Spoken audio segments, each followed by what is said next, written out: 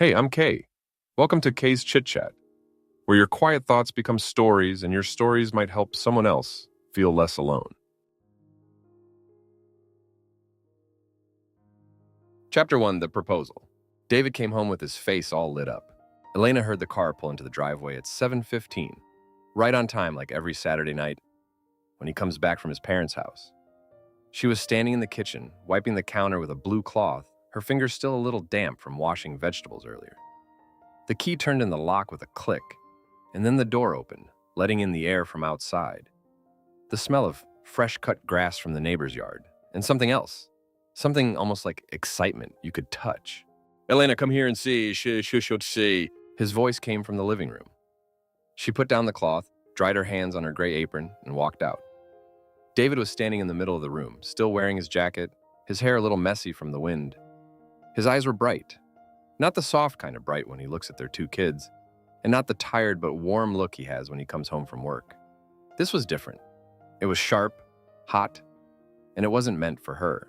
"I saw Marcus," David said, holding his hands out like he was showing off something amazing. "His business is doing so well, you wouldn't believe it." Elena leaned against the kitchen doorway. Her first feeling wasn't happiness. It was something tightening behind her chest, like when you drink water too fast and it gets stuck somewhere before going down. She had seen this look on David before, whenever he came back from his parents and had some story about Marcus. But today, that look felt heavier. "Marcus?" she asked, keeping her voice normal. "Is he okay?" "Okay, he's way better than okay." David took off his jacket and threw it on the couch. That little habit made Elena frown a little. She had folded the blanket on the couch this morning, and now it was buried under his coat. But David didn't notice. He walked toward the kitchen, opened the fridge for a water bottle, and talked while drinking, his voice a little muffled. "His workshop just got a huge contract. Dad says this is his chance to really make it," Dad says. Those two words went past Elena's ears like a thin thread, but she felt them. They made that tight feeling in her chest squeeze a little harder. "What chance?" she asked, turning back to the kitchen. The soup was simmering on the stove. She lifted the pot off the heat, and the steam hit her face, making her skin turn pink. David followed her into the kitchen. The kitchen was usually big enough, but with him standing right behind her, it suddenly felt too small. She could feel the warmth from his body through his thin shirt, and she could still smell his parents' house on him. Old wood furniture and floor cleaner with bleach. "Sit down," she said without turning around. "Call the kids down for dinner. I'll get them." He walked toward the stairs, and Elena stood still, her hands flat on the granite counter. The stone was cold. She felt that cold going through her fingertips, spreading into her palms. She took a deep breath, trying to push down the heavy feeling in her chest, but it didn't go away. It just sat there, like a little rock right under her breastbone. Footsteps pounded on the stairs. Sophie, 6 years old, came down first, her blonde hair messy from reading comics on her bed. Ethan, 9, followed with Legos still stuck to his hands. "Dad's home!" Sophie yelled, running straight to David as he came down the stairs. He picked her up, and Elena saw that his smile with Sophie was the real one. Soft, not rushed, not carrying anything from the outside. But when David put Sophie in her chair and sat down at the table, his eyes got that sharp brightness again. He looked at Elena, and she knew the conversation about Marcus wasn't over. "This is really good," David said, picking up a piece of braised pork. But Elena knew he was eating without really tasting it. She watched how fast he chewed, how he put his chopsticks down and picked them back up, how his eyes kept looking at her and then down at his plate. Sophie talked about the cartoons she watched that afternoon. Ethan complained about his math homework. And David sat there, nodding, saying "uh-huh" at the right moments. But something inside him was stretched tight, and Elena felt it more clearly every time she looked up. When Sophie started singing a song from preschool, David put his chopsticks down. "Hey kids," he said, his voice gentle but with something in it that made Sophie stop mid-song. "Dad needs to talk to Mom for a minute. When you're done eating, go play upstairs." Ethan looked at his dad, then at his mom. The 9-year-old had his dad's gray eyes, but the way he looked at things was like his mom. He noticed stuff. He nodded, pushed his chair back, and took Sophie's hand to go upstairs. The kitchen went quiet again. The clock on the wall ticked. Elena sat across from David, and she knew he was about to say something he had been planning for a while, maybe since he was driving home, maybe even since he was sitting at his parents' dinner table. "Marcus's workshop," David started, his voice lower, the kind of voice he used when he wanted to convince someone, "needs to expand." He got this big contract with a partner, but he needs money to buy equipment. Elena picked up a piece of vegetable and put it in her mouth. She chewed slowly. The vegetable had gotten cold, a little bitter on her tongue. The bank already approved the loan, David went on, drawing invisible circles on the table with his finger. But they need someone to co-sign. The tightness under Elena's chest had turned into a small fist. She put her chopsticks down, wiped her mouth with a napkin, and looked at him. David was looking back at her with waiting eyes, but there was something sharp at the corner of his eyes, too.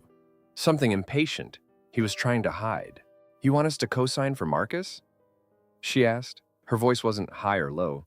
It came from somewhere in her throat where she could control it. "It's not about what I want," David said quickly. "It's an opportunity. You get that, right? This is Marcus's chance to turn things around, to really stand on his own feet. Dad says—" "I know what Dad says," Elena cut in. She didn't mean to cut him off, but the words came out before she could stop them.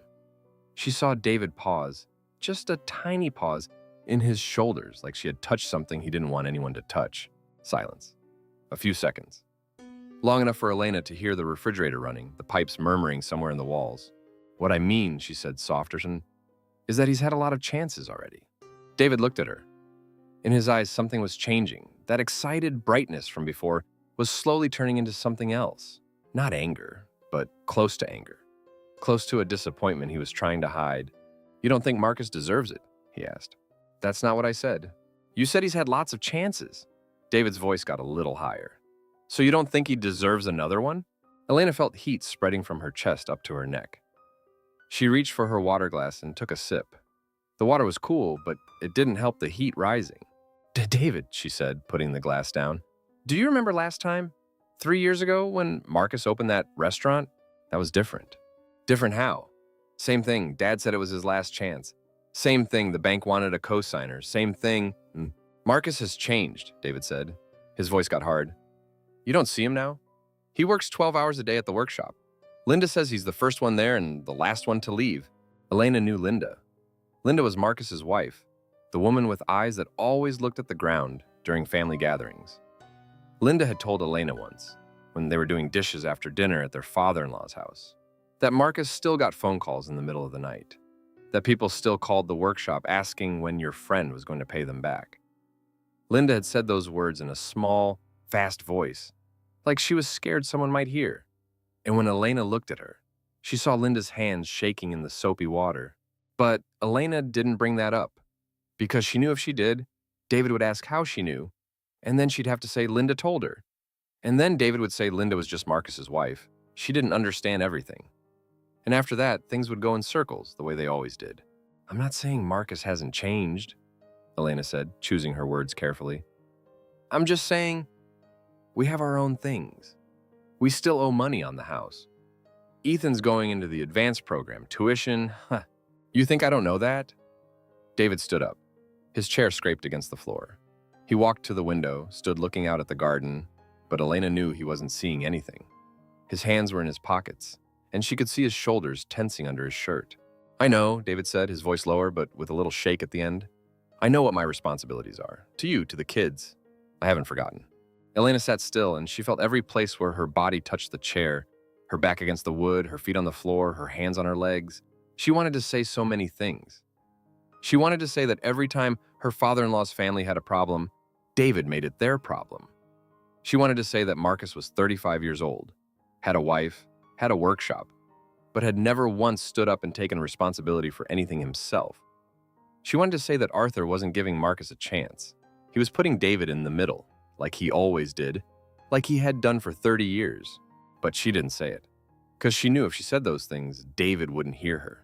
He would only see her fighting against his family, against his dad, against that thing he had carried in his bones since he was a kid. The feeling that he had to be the one to keep everything together, to make things right, to never say no. "I know you haven't forgotten," she said, her voice low. "But David, I already told Dad yes, and yes." That sentence dropped into the kitchen like a rock into water. Elena felt it in her chest, felt the tightness turn sharp. David turned around. His face didn't have that excited look anymore, or that rushed look from before. Now it had a look Elena knew too well. The stubbornness of a man caught between two sides, who had chosen the side he thought I had to belong to. "I already told Dad yes," he said again, like that explained everything. "And I told him He stopped. Elena saw his fingers on the window frame tighten a little, his nails pressing into the paint. "Told him what?" she asked. Her voice was dry. David looked at her. His eyes didn't look away, but she saw a tension at the corner of his eyes that he was trying to control. He let out a long breath, and when he spoke, his voice was so calm it made Elena's back go cold. "I told Dad you would agree." The kitchen got so quiet, Elena could hear the blood going through her ears. She sat still, her hands on her legs, and she felt her fingers getting cold. The cold started at her fingertips, moved to her knuckles, to the backs of her hands, and she had the feeling that her hands weren't hers anymore. David stood there, waiting. And Elena knew in that moment that this wasn't about Marcus's loan anymore. It wasn't about chances or change or anything to do with Marcus. It had become something else. It had become a test, and she felt the floor under her feet shake just a little, like something underneath was moving. On Chapter 2, the blank paper, Elena couldn't sleep. She lay on her side, facing the window, her back to David, and she felt every inch of the bedsheet under her. The sheet was still a little cool from being washed yesterday, but slowly her body heat was warming it up. She hated that feeling, hated how her body was taking up space, making itself at home in something just to wake up in the morning and have everything go back to how it was. The clock on the nightstand said 1:47, then 2:03, then 2:18. David had been asleep for a long time. She could hear his steady breathing next to her ear, the sound so peaceful it made her want to scream. How could he sleep? How could he say what he said, put her in the middle of something she never agreed to, and then sleep like everything was fine? Elena put her hand on her neck. Her skin was a little damp, not hot sweat, but that cold, sticky kind that made her want to take off her pajamas, but she was scared of getting cold. She rubbed the back of her neck, pressing her fingers into the tight muscles, but it didn't help. The pain wasn't in her muscles. It was deeper, somewhere between her chest and her spine. A lump she couldn't see but could feel every time she swallowed. She lay still, counted her breaths, counted her heartbeats, counted everything she could so she wouldn't have to think. But her brain wouldn't stop. It kept going back to that sentence. "I told Dad you would agree." It kept showing her David's face when he said those words, the way he stood by the window, his shoulders tight, his eyes not looking at her. And then it jumped to something else, all the other times. All the times David said, "I promised Dad." All the times Elena nodded because she didn't want to see the disappointment on his face. All the times she told herself she was keeping the family happy. 2:34. Elena sat up. Her body moved slowly, like the fluid in her joints had thickened after hours of lying still. She put her feet on the floor, and the cold from the wool rug went up from her heels to her ankles, making her shiver. She sat on the edge of the bed, back straight, hands on her knees, and listened. David was still breathing steady. No change, he wasn't awake. She stood up. Every step she took was careful. She knew which floorboards creaked and which ones were quiet.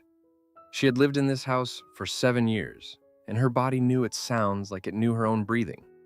She opened the bedroom door, left it open just a crack so it wouldn't make noise, and walked into the hallway. The hallway was dark. The nightlight in Sophie's room made a dim glow under her door, and from Ethan's room came the steady hum of his fan. Elena stood in the middle of the hallway, and she felt the house sleeping around her. The walls, the picture frames, the things she had picked out, arranged, cleaned every day. She thought she knew this house, but now standing here at 2:37 in the morning, she suddenly felt like she was standing in someone else's home. She walked down the stairs. Each step, 12 steps. She had counted them the first time she moved in, when she was pregnant with Sophie and David was helping her one step at a time, laughing that she was as slow as a turtle. Now she walked down faster, but each step felt heavy. On the 7th step, she stopped. Her left ankle twinged, that same old twinge from when she fell on these stairs 2 years ago, when her body was too tired from being up all night with a sick Sophie. She hadn't gone to the doctor. She had told herself it would get better on its own. And it did, mostly, but sometimes, on cold nights or when she stood too long, it would twinge again, reminding her that some things never fully heal. David's office was at the end of the hallway downstairs, next to the living room. The door wasn't locked. Elena pushed it gently, and it opened with a tiny squeak, and she went in. This room smelled different from the rest of the house. It smelled like paper, like printer ink, and something a little musty from never being aired out. David worked at his office all day, and when he came home, he rarely came in here. This room was like an accessory, a space for things that didn't belong anywhere else. Inside was a filing cabinet, old bookshelves, and a computer desk David didn't use anymore. Elena turned on the light. A soft yellow light filled the room, and she had to squint because her eyes had gotten used to the dark. She stood for a moment, letting her eyes adjust, then walked to the filing cabinet. The cabinet was gray, with 4 drawers in the corner of the room. Elena knelt in front of it, feeling her knees hit the thin rug. Not thick enough to pad, just enough to tell her the floor underneath was hard wood. She pulled the 3rd drawer.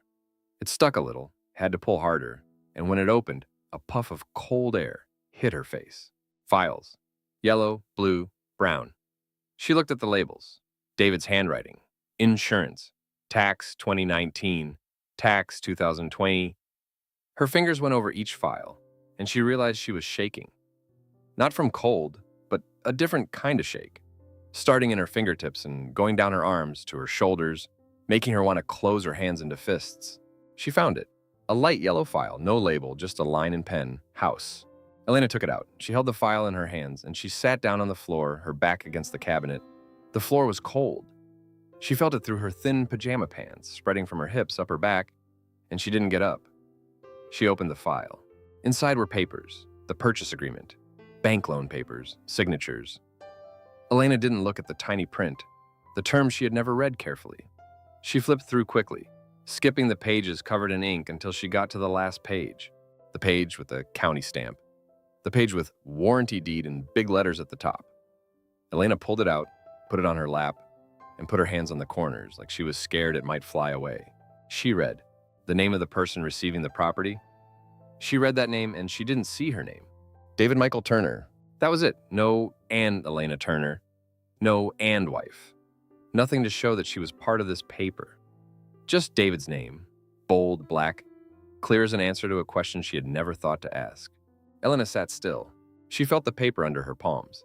It was thinner than she thought, and smooth and cold, and it was the only thing in this room, maybe the only thing in the whole world right now, that she could feel completely with her skin.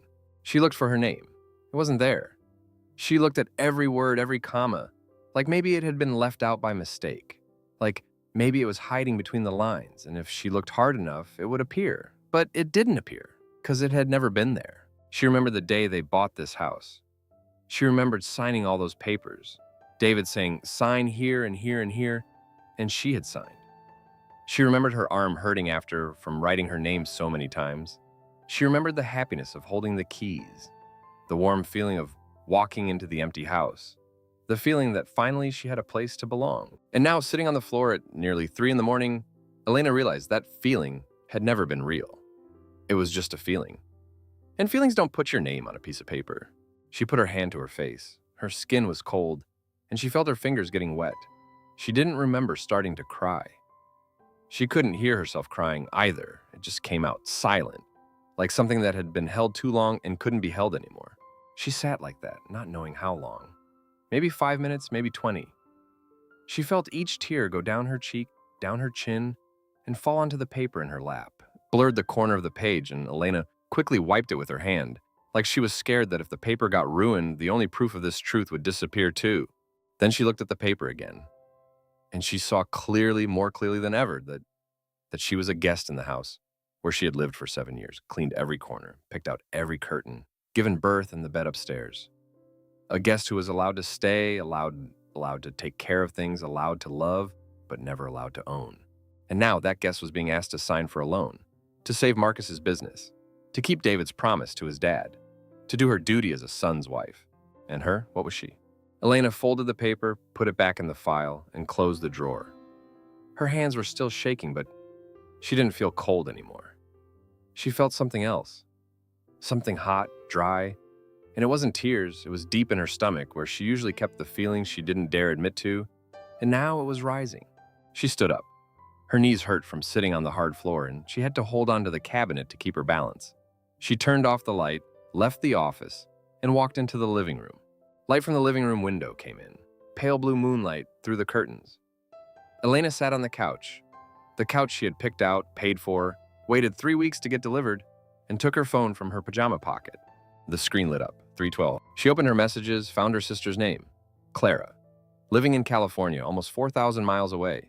Clara was the only person Elena could tell these things to because Claire wasn't part of this world, wasn't tied to family dinners, promises to fathers-in-law, loans for brothers-in-law. Claire was the one who had told her, 12 years ago, when Elena said she was moving with David to this house. Are you sure? Are you sure you won't disappear in that house? Elena's fingers shook on the screen. She typed each word slowly, like each one needed to be thought about. And when she looked at the message she had just written, she saw how short it was. Almost funny, because it couldn't possibly say everything that was pressing on her chest right now. But she sent it anyway. Did you know a house can be a gift to a son and not his wife? She put the phone down on the couch, put her hands on her knees, and looked out the window. Outside, the streetlights were still on, and the leaves on the oak tree in front of the house moved a little in the wind. The house was quiet. The house she had called her home for 7 years. And Elena wondered, for the first time in her life, if she really had a home at all, or if she was just living in someone else's house, waiting for the day she would be asked to leave. And Chapter 3, The Good Soldier. The next morning, David didn't say anything about last night. Elena sat at the table, holding her coffee cup, watching him. David ate his toast with peanut butter, looked at his phone, asked Sophie if she had brushed her teeth. He did all these things like everything was normal, like he hadn't stood by the window last night and said he had told his dad she would agree. The coffee cup was warm in Elena's hands. She lifted it, the steam hitting her face, and took a sip. The bitter taste spread on her tongue, and she felt it go down her throat, hot and burning, but it didn't warm her up. She was still cold. The cold from last night was still in her bones, and it wouldn't leave. David put his phone down. He looked at her, and in his eyes was something she had never seen before. Not the excitement from last night. Not the rush. It was something calculated, like he had spent the whole night getting ready for this conversation. I think I should explain more about last night, he said. His voice was calm, but Elena heard the tension at the corner of his mouth, where he was trying not to press his lips together. Sophie and Ethan had gone upstairs to get their backpacks. The kitchen was just the two of them. Elena put her coffee cup down and left her hands on the table. The table was cold. She felt each groove in the granite under her fingertips. Go ahead, she said. David leaned back in his chair. His hands were on his legs, and he looked at her with an expression she recognized. It was his work face, the one he used to shed when he had to convince a client to agree to a deal. She had seen it once, when he brought work home and sat on the phone for hours. Now he was using it on her. You know how many hours I work a day? He asked. Elena didn't answer. She knew this question wasn't for answering. It was a door, and he was opening it to walk into a room she didn't want to go into. 9 hours, David said. Sometimes 10. I leave in the morning, come home when it's dark, while you stay home with the kids. Do I ever complain? Elena's fingers on the table tightened a little. She felt her nails scrape against the stone, a small, high sound, but she didn't move her hand. You never complain, she said. Her voice was steady, but in her stomach, that hot, dry thing from last night was starting to move. So now I need you to help me with something. David leaned forward, putting his hands on the table. They were close now, just an arm's length apart. Elena could see the crow's feet at the corner of his eyes, the signs of tiredness she had never really noticed before. I don't think it's too much to ask. I go to work, you stay home. I take care of the money, you take care of the family. Now I need you to be on my side, that's all. That's all. Elena felt those 3 words like a hand on her shoulder, pushing down, just enough to let her know she was being pressed down. She looked into David's eyes, and she saw something genuine there. He really believed what he was saying. He really thought this was a fair trade, his work for her obedience, like their life was a contract, and she had signed it a long time ago without knowing. David, she said slowly, this isn't about me not wanting to be on your side.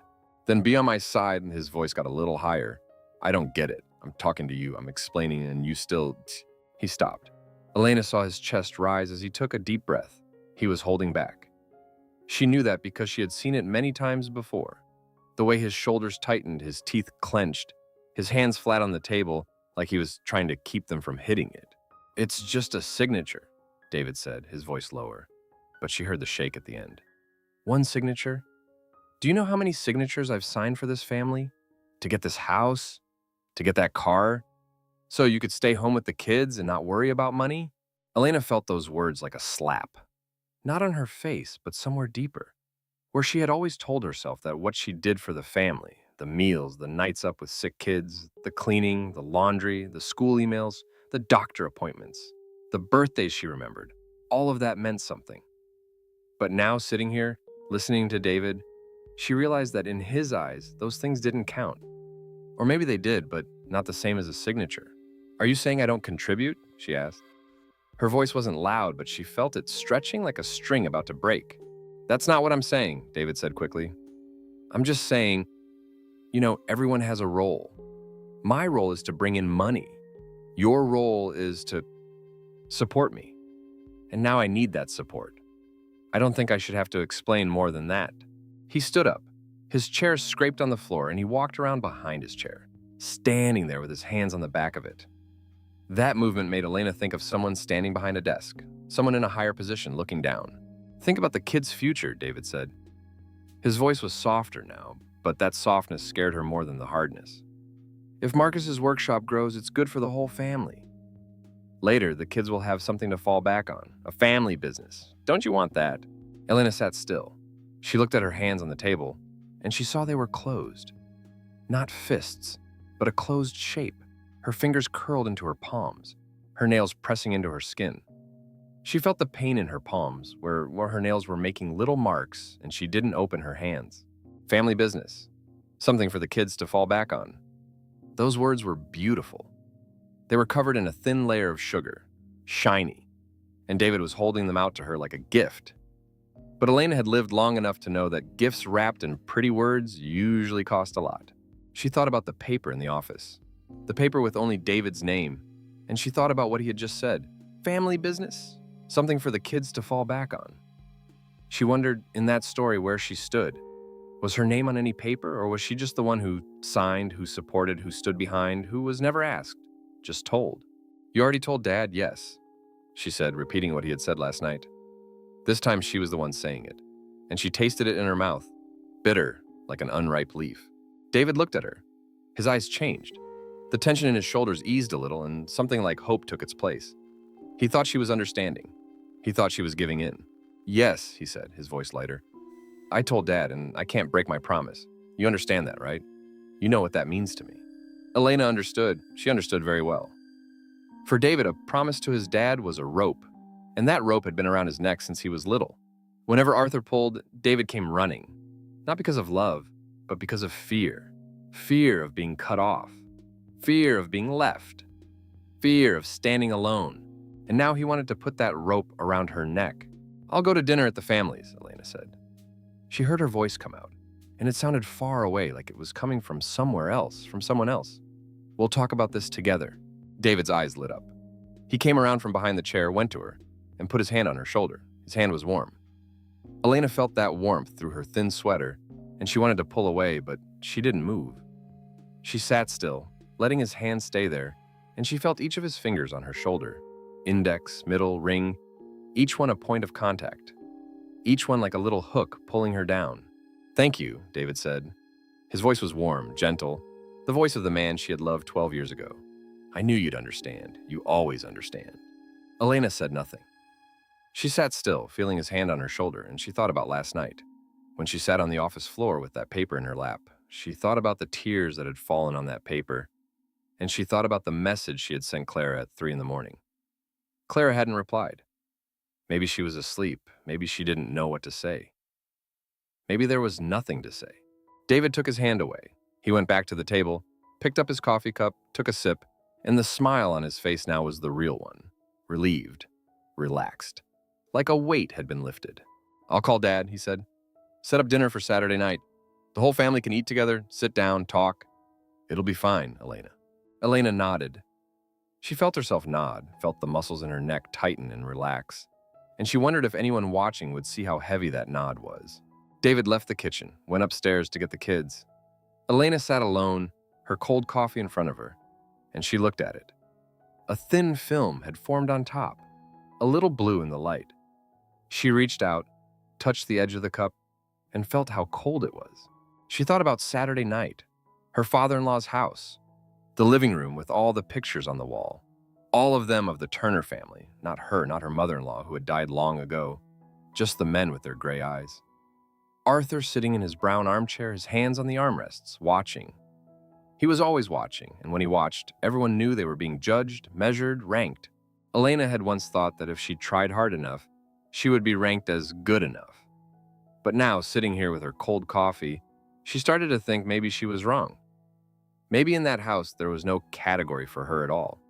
Maybe she was just someone invited, who could be asked to leave anytime. She stood up.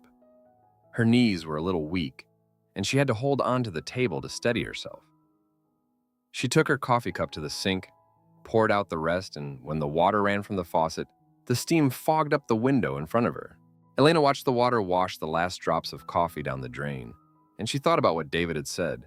It's just a signature. Just a signature. This once she would sign, then again, until her name was everywhere. But her name wasn't anywhere that really mattered. She turned off the water. The sound stopped, and the kitchen got so quiet she could hear David's footsteps upstairs, Sophie laughing, and Ethan saying something to his dad. All those sounds came down, and Elena stood in the middle of the kitchen, feeling the floor under her feet. And she wondered if anyone in this house knew she had just agreed to walk into a trap, or if they just saw a good wife, a good mother, a woman doing what she was supposed to do. She dried her hands on the towel, and when she pulled it down, she saw it was old, frayed at the edges, but still clean. She folded it, put it on the counter, and walked out of the kitchen. On her way up the stairs, she stopped at the 7th step, where her left ankle still twinged when she stood too long. She put her hand on the railing, felt the wood under her palm, and looked up at the 2nd floor hallway, where light was coming from the kids' rooms. She would go to her father-in-law's house on Saturday night. She would sit in the chair she had sat in for 7 years, the chair at the end of the table, facing Arthur.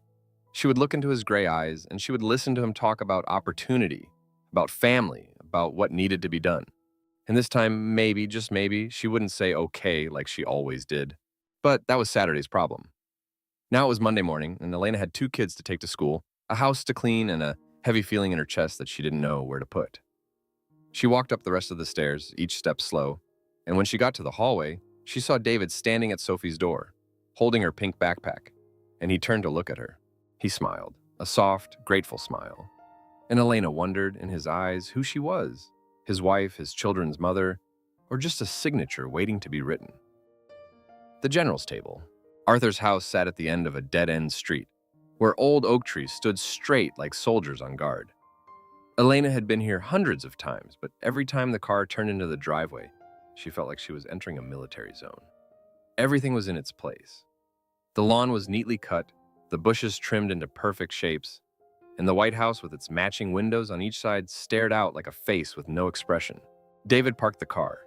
He turned off the engine, and the silence that followed was so heavy Elena could hear herself breathe. She looked out the window and saw Marcus's truck already there, and next to it, Linda's gray sedan. They had arrived first. "Ready?" David asked. His voice had that excitement he was trying to hide, but Elena heard it. He thought this was a victory. He thought she had given up. Elena didn't answer. She opened the car door, and the air rushed in. Cool, damp, carrying the smell of fresh-cut grass and something sweet from the rose bushes out front. She stepped out, her feet landing on the stone walkway where every stone was spaced evenly, not one out of place. David came around the car and put his hand on her back. His hand was warm, and Elena felt that warmth through her thin jacket. She didn't move away, but she didn't lean into it either. She just stood still, letting his hand stay there, like an ornament. They walked up the steps, 3 steps, each made of gray granite, and Elena had heard Arthur say he chose this stone because it never wears down. Like everything in this house, it was built to last longer than the people in it. David rang the bell. The sound came from inside, a short, sharp melody with no softness to it.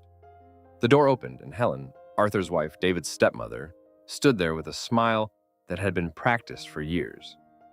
She wore a cream-colored dress, her hair carefully curled, and her eyes looked at Elena with the kind of polite distance Elena had come to know well. "Come in," she said, stepping aside. "Everyone's in the living room." Arthur's house never changed. It had never changed. Elena walked in, feeling the wood floor under her feet, oak polished so shiny she could see her reflection in it. On the walls were framed photos, all arranged in an order that never changed. Arthur in his military uniform, Arthur with his old army buddies, Arthur and his first wife, David's real mother, on their wedding day. No photos of Helen. No photos of Elena.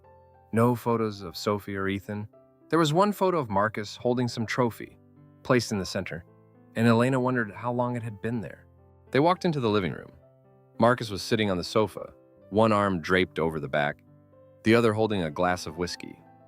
He wore a white shirt with the sleeves rolled up to his elbows, showing off a new watch on his wrist. When he saw Elena, he stood up and smiled so wide Elena could see every one of his perfect white teeth. "Elena, you made it!" He came over and opened his arms to hug her. She could smell the whiskey on his breath, and his body felt warm against hers. Elena felt that warmth, but it didn't make her comfortable. It was like a handshake that squeezed too hard, a pat on the back that came down too heavy. Friendliness that was calculated to prove there was nothing to worry about. "Sister-in-law," Marcus said, holding her in his arms a little longer than necessary. "I heard you had some questions about my situation. But don't worry, we'll sit down tonight, talk things through, and everything will be clear." He let her go, and Elena saw Linda standing by the window. Linda wore a pale blue sweater, her hair in a ponytail, and in her hands was a napkin she kept twisting and twisting. Her eyes met Elena's for just a second before looking away. In that brief moment, Elena saw the exhaustion. Not just physical tiredness, but the kind of worn-down feeling that comes from pretending too long. "Linda," Elena said, walking toward her. Linda smiled. The smile didn't reach her eyes. "How are you?" she asked. And Elena heard another question underneath it, one she couldn't answer in front of everyone. "I'm okay," Elena said, and she sat down in the chair next to Linda. The chair was upholstered in velvet, moss green, and when she sat, she felt it sink a little under her weight. She had sat in this chair many times, and every time she sat here, she felt like she was in a designated spot, one that never changed. David sat on the couch next to Marcus. The two brothers sat side by side, and Elena saw the difference between them. Marcus was relaxed, legs spread wide, arms stretched out, like this room belonged to him. David sat straight, hands on his knees, a tension in his shoulders that only Elena could see. Helen came in with a tray of tea. She set it on the coffee table, and Elena saw cups, cookies, and a bottle of whiskey for Arthur. She poured tea for Elena and Linda, and when she handed Elena her cup, her fingers brushed Elena's hand. Her hand was cold. Not naturally cold, but the cold of someone who had lived in a house that was never quite warm enough. "Arthur will be down soon," Helen said, her voice getting smaller when she said his name. Marcus laughed loudly. "Dad's always on time," he said, taking a sip of his drink. "We can just relax. No need to be nervous." "No need to be nervous." Elena heard those words and looked at Linda.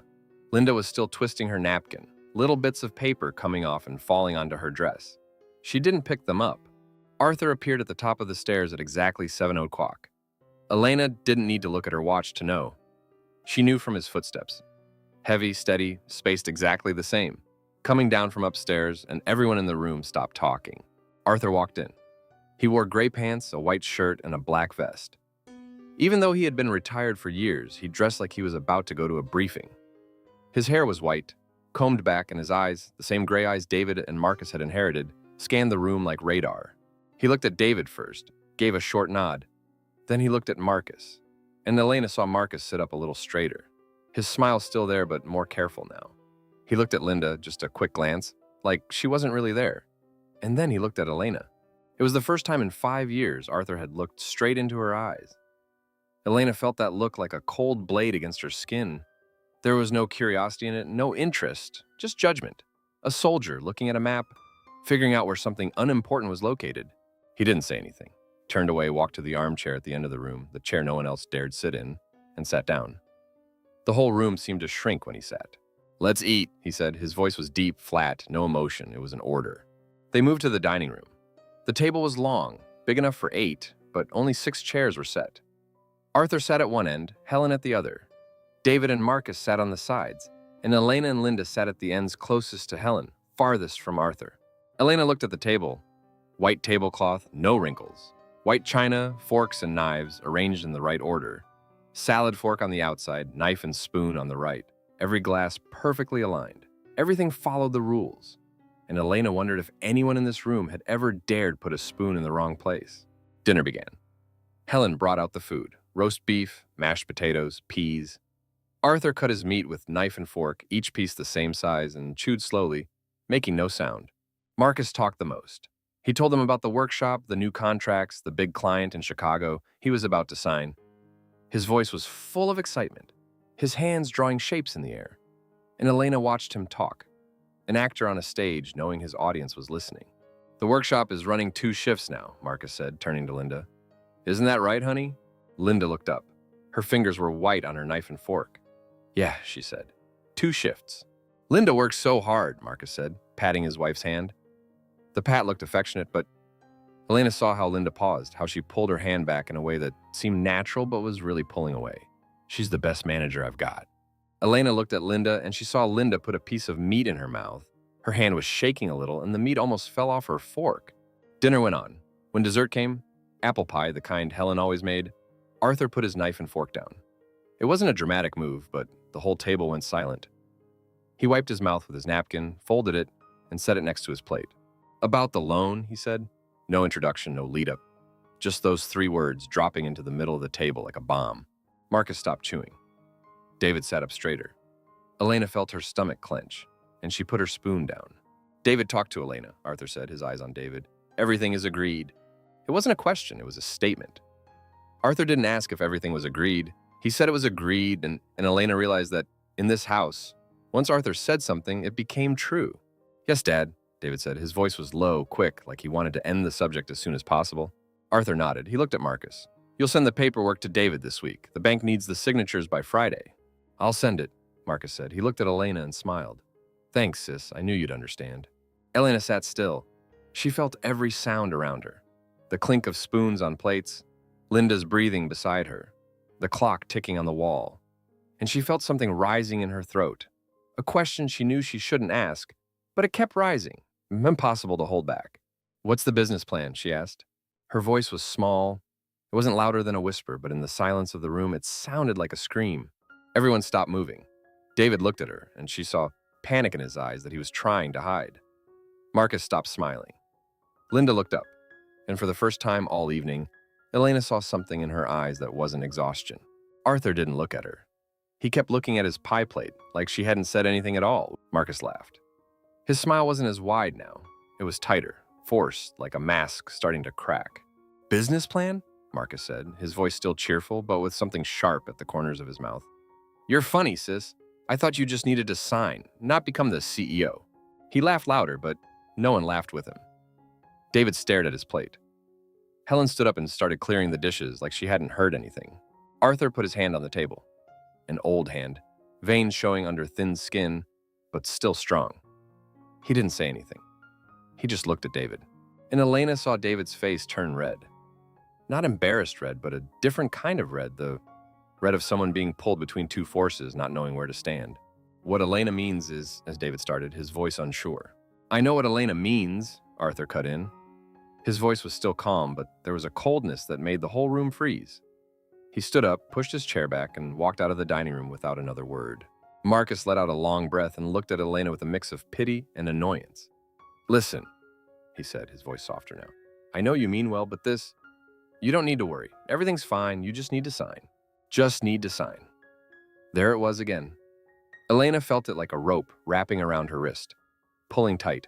Linda stood up. She started clearing her plate, and when she bent down to get Elena's plate, she whispered, so quiet only Elena could hear, I'm sorry. 2 words. No subject, no object. But Elena understood. Linda wasn't sorry for anything she had done. She was sorry for everything that was about to happen. David pulled his chair back and came to Elena. He bent down, his voice in her ear. Wait in the car. I'll talk to Dad for a minute and come out. Elena looked at him. His face was so close she could see every pore, and she saw sweat on his forehead, even though the room was cool. She nodded. She stood up, pushed her chair in, and walked out of the dining room. The hallway to the front door was long and dark, and as she walked, she saw light coming from the living room, where Arthur was standing.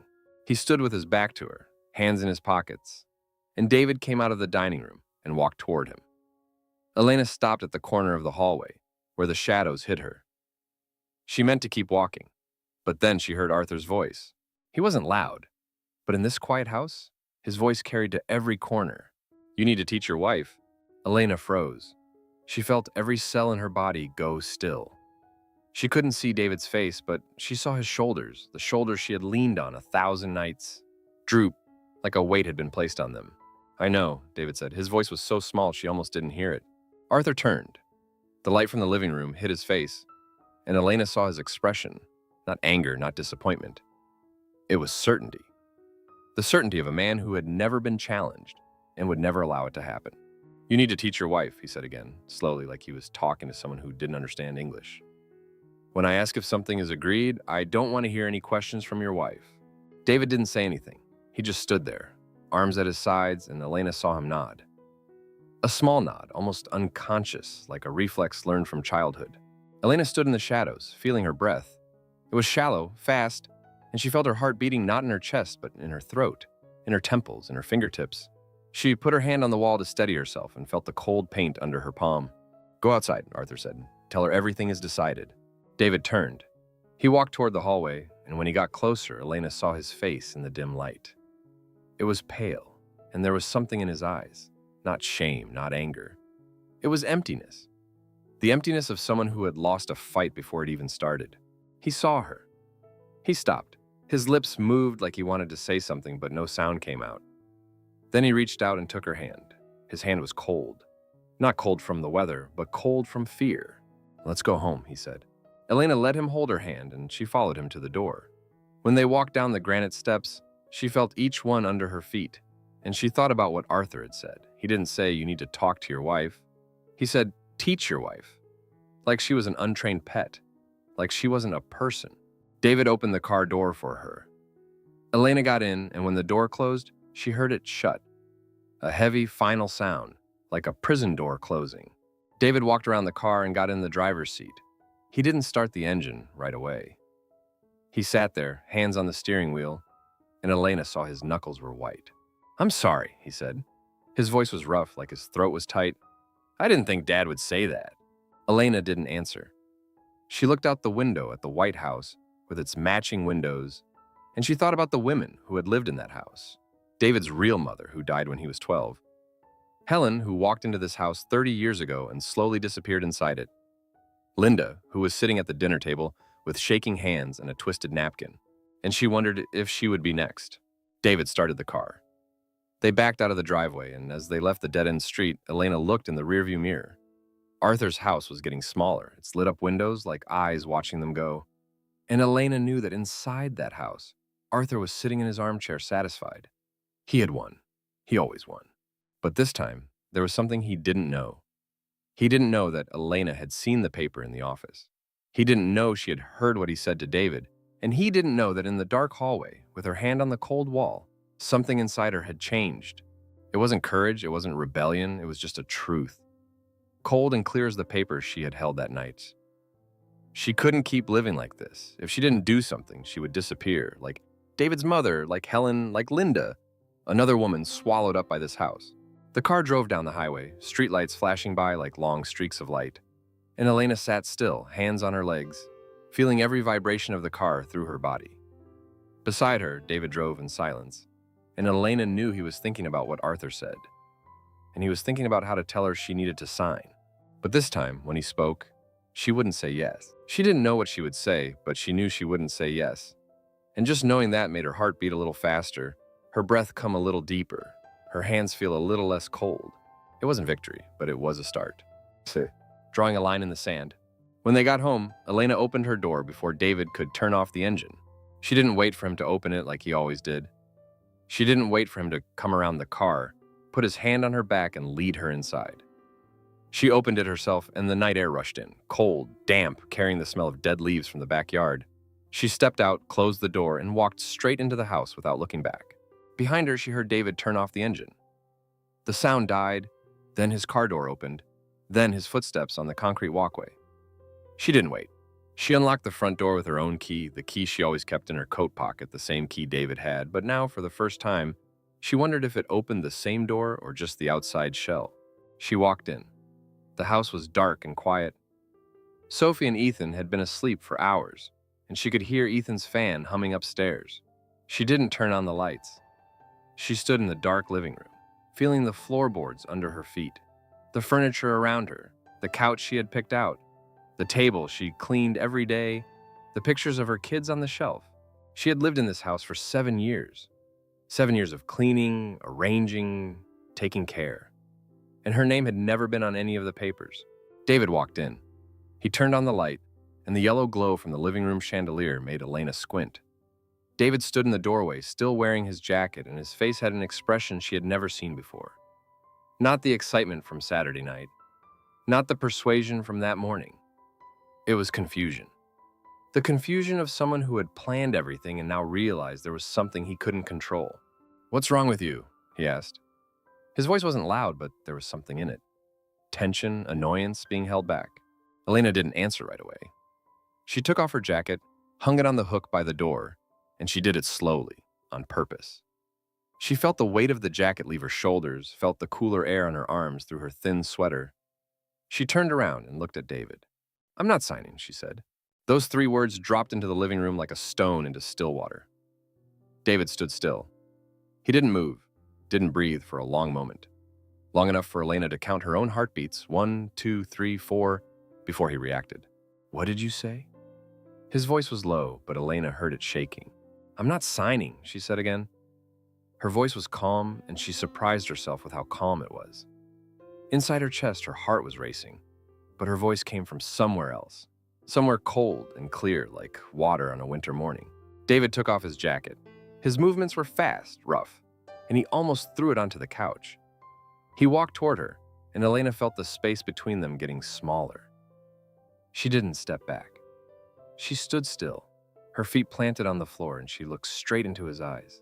"You can't do this to me," David said. His voice wasn't low anymore. It was rising, and Elena saw the muscles in his jaw tighten, the veins in his neck standing out under the light. "I already told Dad everything is set up." "You told Dad," Elena said, putting weight on each word. "You told him without asking me. You made promises for me. You sat at your father's dinner table and decided I would do this without ever knowing what I thought. Because I thought you'd understand." David threw his hands up, a wide, desperate gesture. "I thought you were my wife. I thought you'd be on my side. I thought..." "You thought I'd be quiet," Elena cut in. She felt the words burst out of her throat, hot and sharp, held inside too long. "Like I've always been quiet." David stopped. His hands were still up, and for a second, Elena thought he might hit her. She had seen that look on his face before, during arguments when he was angry with someone at work. But he had never looked at her like that. And now, standing here in the middle of the night, surrounded by darkness, he looked at her like she was the enemy. But he didn't hit her. He lowered his hands, and instead he did something worse. He laughed, a twisted, forced laugh, like he was trying to turn his anger into contempt. "You're not signing," he said, repeating her words like he was testing them in his mouth. "And what do you think I'll do? Go to the bank alone? You think I can't?" "You can't," Elena said. Silence. It stretched on, and Elena could hear the clock ticking in the kitchen, the pipes murmuring in the walls, David's breathing. Fast, shallow, like an animal backed into a corner. "I can," David said, but his voice had lost its certainty. "I'll go to the bank. I'll tell them." "What will you tell them?" Elena stepped forward. She didn't know what she was doing, but her body moved before she could think. "You'll tell them your wife doesn't agree, but you still want to borrow more money? You'll tell them you already have a loan on this house, and you want another one to co-sign for your brother, who's already drowning in debt?" "Stop!" David's voice suddenly got louder. It echoed in the living room, and Elena felt it in her chest, a sharp vibration. "Do you even know what your debt-to-income ratio is?" Elena didn't stop. She couldn't stop. These words had been inside her too long, and now they were pouring out like water breaking through a dam. "Do you know the bank won't approve that loan without me? Do you know that? Or have you never thought about it?" David ran his hand through his hair, pulling hard, a move Elena had never seen him do before. His eyes were red, and his breathing wasn't shallow anymore. It was heavy, raspy, like he had just run a long distance. "You think I don't know?" he said, his voice cracking. "You think I'm stupid enough not to know I need you? I know. That's why I'm standing here, begging you instead of He didn't finish. He turned away, walked to the window, and Elena saw his shoulders shaking. He hit the wall with his fist. Not a hard punch, just a small hit, but it was enough to rattle the picture hanging there. The photo of their family at the beach 3 years ago. "You know I need you," Elena said. Her voice wasn't cold anymore. It was tired, and she felt that tiredness in every muscle, every bone. "But have you ever thought that I need you too?" David turned around. His face was red, sweat on his forehead, and in his eyes was something Elena had never seen. Hurt. Not hurt from being rejected, but deeper hurt. The hurt of a child who had learned to please others to be loved, and was now realizing that what he got was never real love. "I need you," he said, his voice rough. I've always needed you. That's why you never ask what I think, Elena said. Because you're scared I'll say no. And if I say no, you have to face Dad. And you can't face Dad. The room went quiet. David stood by the window, his hand still on the wall, and Elena saw his fingers tighten, his knuckles white. I can't, he whispered. You don't understand. I can't let Dad down. So you can let me down? Elena asked. It wasn't an accusation. It was a real question, and she wanted to hear the answer. David didn't answer. He stood there, and Elena saw him trying to say something, but no sound came out. His lips moved, then closed, then moved again.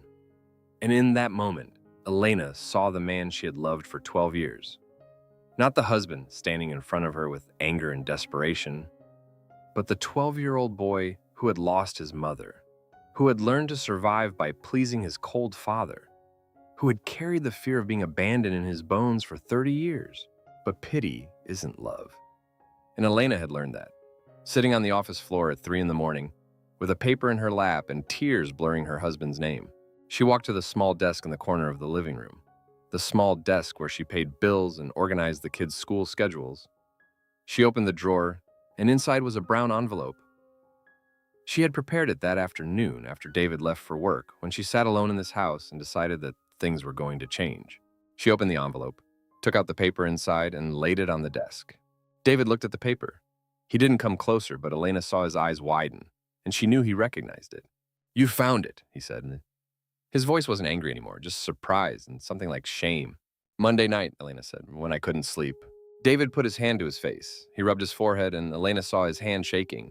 He walked to the desk, looked down at the paper, and she saw him read his name, David Michael Turner, like it was the first time he had seen it. I signed all those papers when we bought the house, Elena said, her voice still calm, but she felt something rising in her throat, something hot and salty. I signed the bank loan. I signed the insurance papers. I signed everything they put in front of me. And I didn't know that after all those signatures, my name still wasn't here.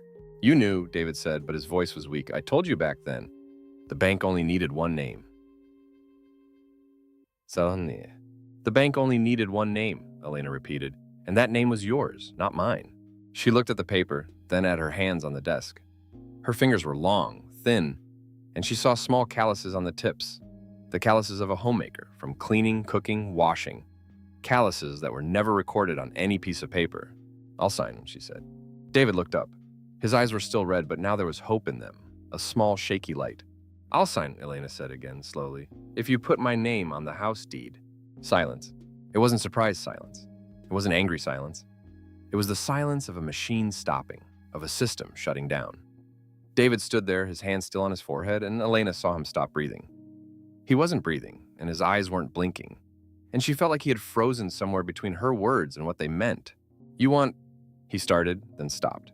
He swallowed, and Elena saw his throat move. You want your name on the deed? I want my name on the deed, Elena said. I want a piece of paper that says this house is mine too.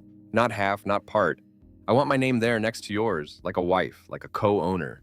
Like someone who has lived in this house for 7 years and has put 7 years into it, even if no one sees what I put in. David sat down on the chair. He sat like his legs couldn't hold him anymore. And he sat there, looking at the paper on the desk, looking at his name, looking at the empty space next to it, where her name had never been written. I didn't know that, he said, and his voice broke. I never thought. I know you never thought, Elena said. She sat down across from him, feeling her weight on the chair, her back against the seat, her tiredness spreading from her knees to her thighs to her hips. That's the problem, David. You never thought. You never thought I had any rights. You never thought I had a voice. You just thought I would be here, waiting, ready to sign whatever you put in front of me. David didn't say anything. He sat there, hands on his legs, and Elena saw his fingers laced together, squeezing tight, like he was trying to hold his hands together so they wouldn't fall apart. Can you do it? She asked. Put my name on the deed? David looked up. His eyes weren't red anymore. They were wet, and Elena saw a tear roll down his cheek, slow, like it was hesitating too. I can, he said, his voice a whisper. I'll call a lawyer tomorrow. Elena nodded. She didn't cry. She had cried enough. She had cried on the office floor at 3 a.m, and she had cried on the drive home tonight, watching the streetlights flash by like memories fading away. Now she had no tears left. Now she only had an emptiness, deep and still, and in that emptiness, something new was starting to form. Something hard, cold and unbendable. "Then I'll sign," she said. She stood up. Her knees were weak, and she had to hold the desk to steady herself. She looked down at David, still sitting in the chair, his hands laced together, and she saw him shaking. Not cold shakes, but something deeper, the shakes of a man realizing his world wasn't what he thought. "I'm going to bed," she said. "Call the lawyer tomorrow." She walked out of the living room and up the stairs. Each step, 12 steps, and she counted them in her head. 1, 2, 3. 3. She felt each board under her feet, and she realized that, for the first time in 7 years, she didn't feel like a guest on these stairs. 4, 5, 6. She thought about the paper, the name that would be added next to David's, the letters that would be printed on an official document, proving she existed. 7, 8, 9. She thought about Arthur, what he would say when he found out, his anger, the cold silence he used to punish anyone who dared challenge him. 10, 11, 12. She stood on the second-floor hallway and looked toward the kids' rooms. Sophie's door was open a crack, and from inside she heard soft, steady breathing. She walked over, pushed the door open a little more, and looked at the small figure in the bed. Sophie was sleeping on her side, hugging her pink teddy bear, and Elena stood there for a moment, listening to her daughter breathe. She didn't know where this fight would go. She didn't know how Arthur would react, or if David would have the courage to stand with her. She didn't know if Marcus would really change or if Linda would ever escape this family's shadow. She didn't know a lot of things. But she knew one thing. For the first time in her life, she had drawn a line in the sand. And anyone who wanted her to cross it, David, Arthur, anyone, would have to face a woman who had nothing left to lose. She closed Sophie's door and walked into her bedroom. She didn't turn on the light. She took off her shoes, took off her jacket, and lay down on the bed, on the side where David usually slept. His pillow was still a little cold. He hadn't come up yet. Elena closed her eyes. She felt her body sink into the mattress, felt her tiredness pulling each muscle down, and she thought about tomorrow, the call to the lawyer, the paper that would be changed, her name finally written where it belonged. And as she drifted off to sleep, for the first time in many nights, she didn't feel like she was floating. She felt like she was standing firm on ground that had taken her 7 years to realize was hers too. Bait and switch. The next morning, David left earlier than usual. Elena heard him moving around the bedroom at 6:30, the closet opening and closing, his footsteps going down the stairs heavier than normal. She lay in bed, eyes closed, but she wasn't sleeping. She had been awake for a long time, lying still, listening to David breathe beside her, feeling the tension in the way he lay, the way he shifted every time he thought she was asleep. He didn't say anything to her before he left. She heard him open the door, pause in the hallway like he was hesitating, then close it. The car started. The car backed out of the driveway. Then silence. Elena opened her eyes.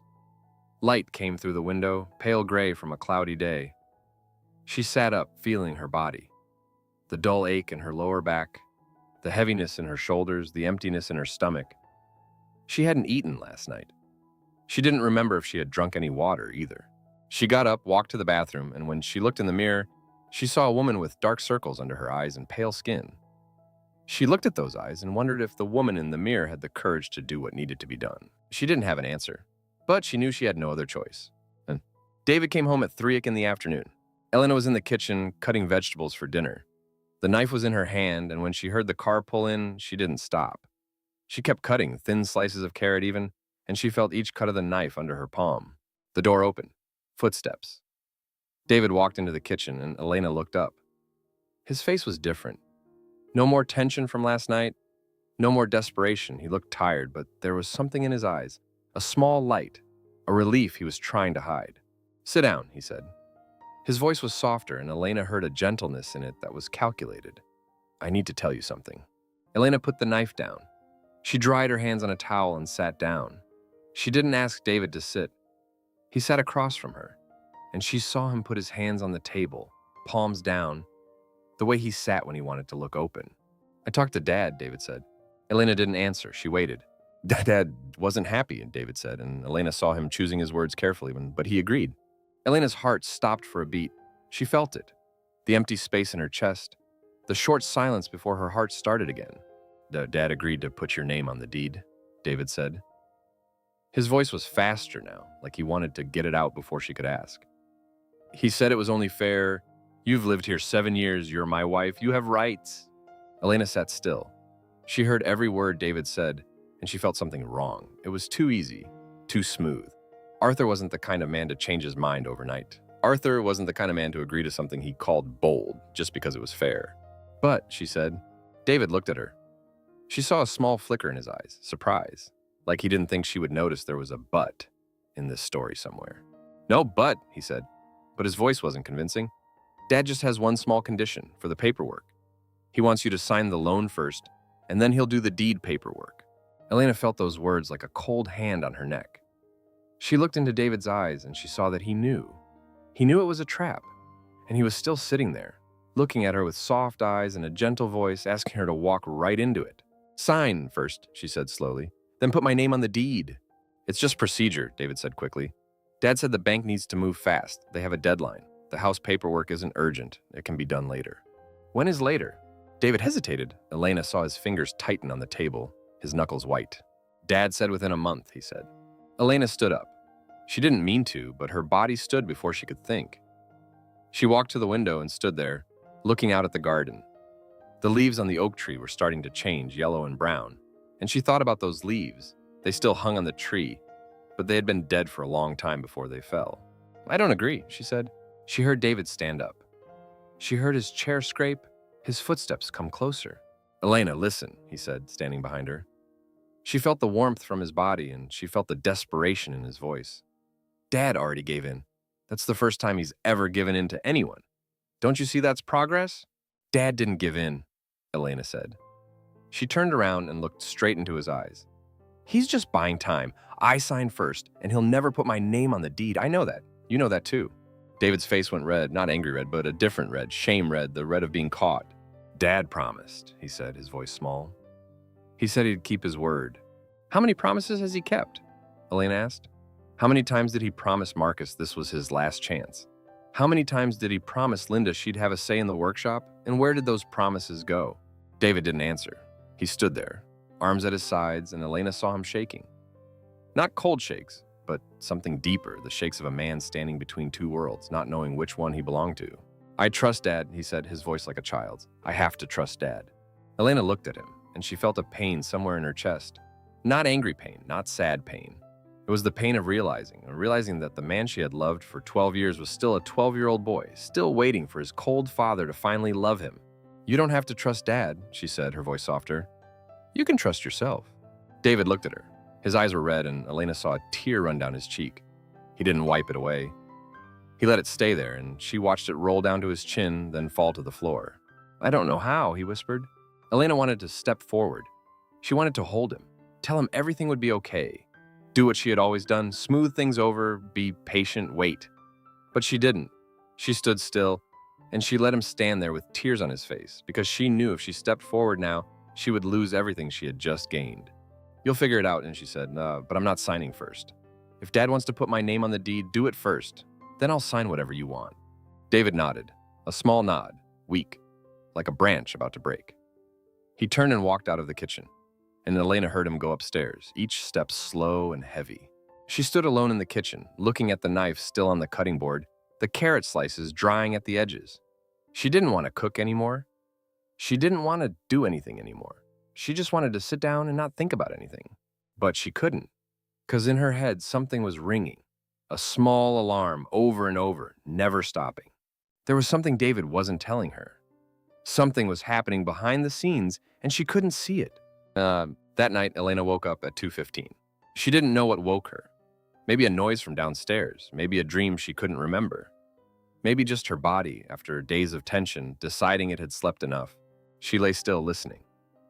Beside her, David was sleeping, his breathing steady, but Elena felt something wrong. Light was coming from under the bedroom door, a dim glow, and she knew someone had turned on a light downstairs. She sat up carefully. David didn't move. She put her feet on the floor and walked to the hallway. Light came up from the living room, and when she got to the stairs, she heard voices. David's voice. He was on the phone, and his voice was different than it was with her, faster, sharper, and there was something in it Elena had never heard before. She stood on the third step, where the shadows hid her, and listened. Just get the papers ready, David was saying. I already told her. She said no, but I'll figure it out. Silence. Marcus on the other end was saying something.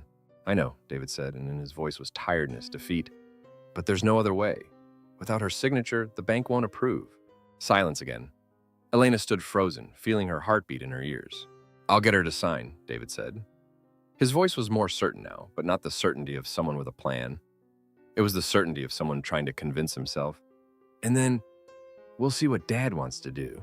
Elena stood on the stairs, feeling the cold wall beside her, the cold rug under her feet, the cold in her bones. She heard David's last words, "We'll see what Dad wants to do." And she understood. There was no deal, no compromise. Arthur never meant to put her name on the deed. It was all a trap, an empty promise to get her to sign the loan papers. And David knew it. David had known from the start. And he still sat down with her in the kitchen, looked into her eyes, and said his father would keep his word. Elena put her hand on the railing. The wood was cold and hard under her palm, and she held onto it like she would fall without it. She heard David say a few more words, his voice fading, then hang up. She heard him put his phone on the table, sigh, sit down. She stood on the stairs, not knowing how long she had been there. Maybe a minute, maybe 10. She only knew that when she went back to the bedroom, her feet were frozen and her fingers were numb from gripping the railing. She lay down on the bed and closed her eyes. Beside her, David still hadn't come up. She lay there, feeling her body, the cold in her feet, the ache in her back, the heaviness in her eyelids. And she felt something else, something forming deep in her stomach, where she kept the feelings she didn't dare admit. It wasn't anger, it wasn't sadness, it was something colder, sharper, growing bigger by the minute. She opened her eyes and looked at the ceiling. The ceiling was white, and in the dark it looked like a blank paper, a paper she could write anything on. David had chosen his side. He had chosen it long ago, maybe before she even knew him.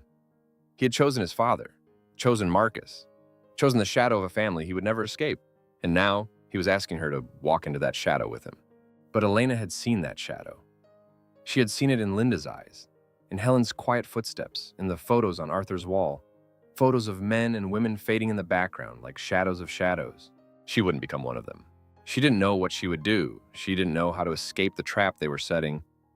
But she knew one thing. She wouldn't sign. No matter what David said, no matter what Arthur did, no matter how friendly Marcus acted, she would not put her pen to that paper.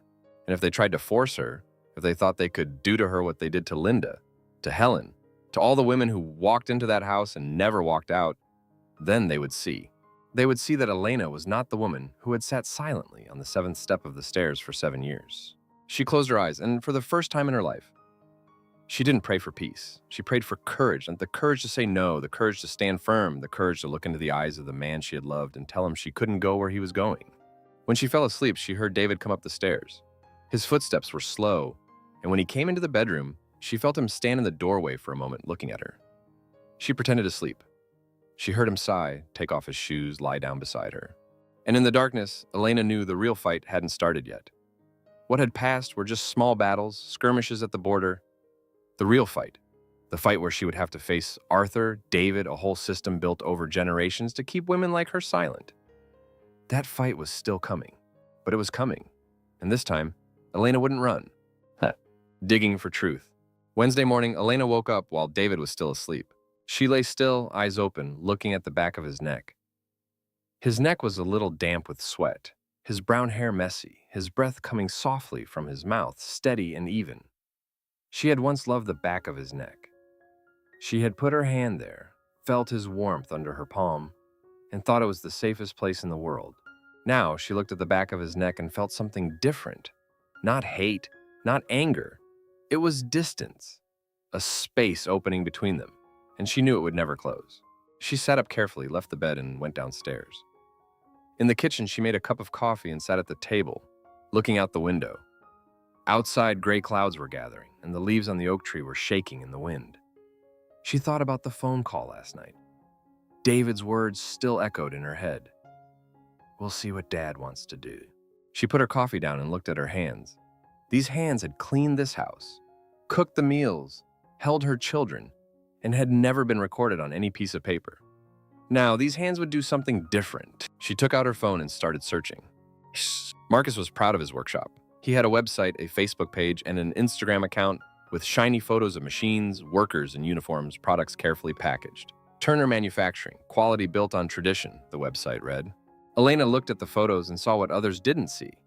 The workers in the photos were smiling, but their smiles didn't reach their eyes.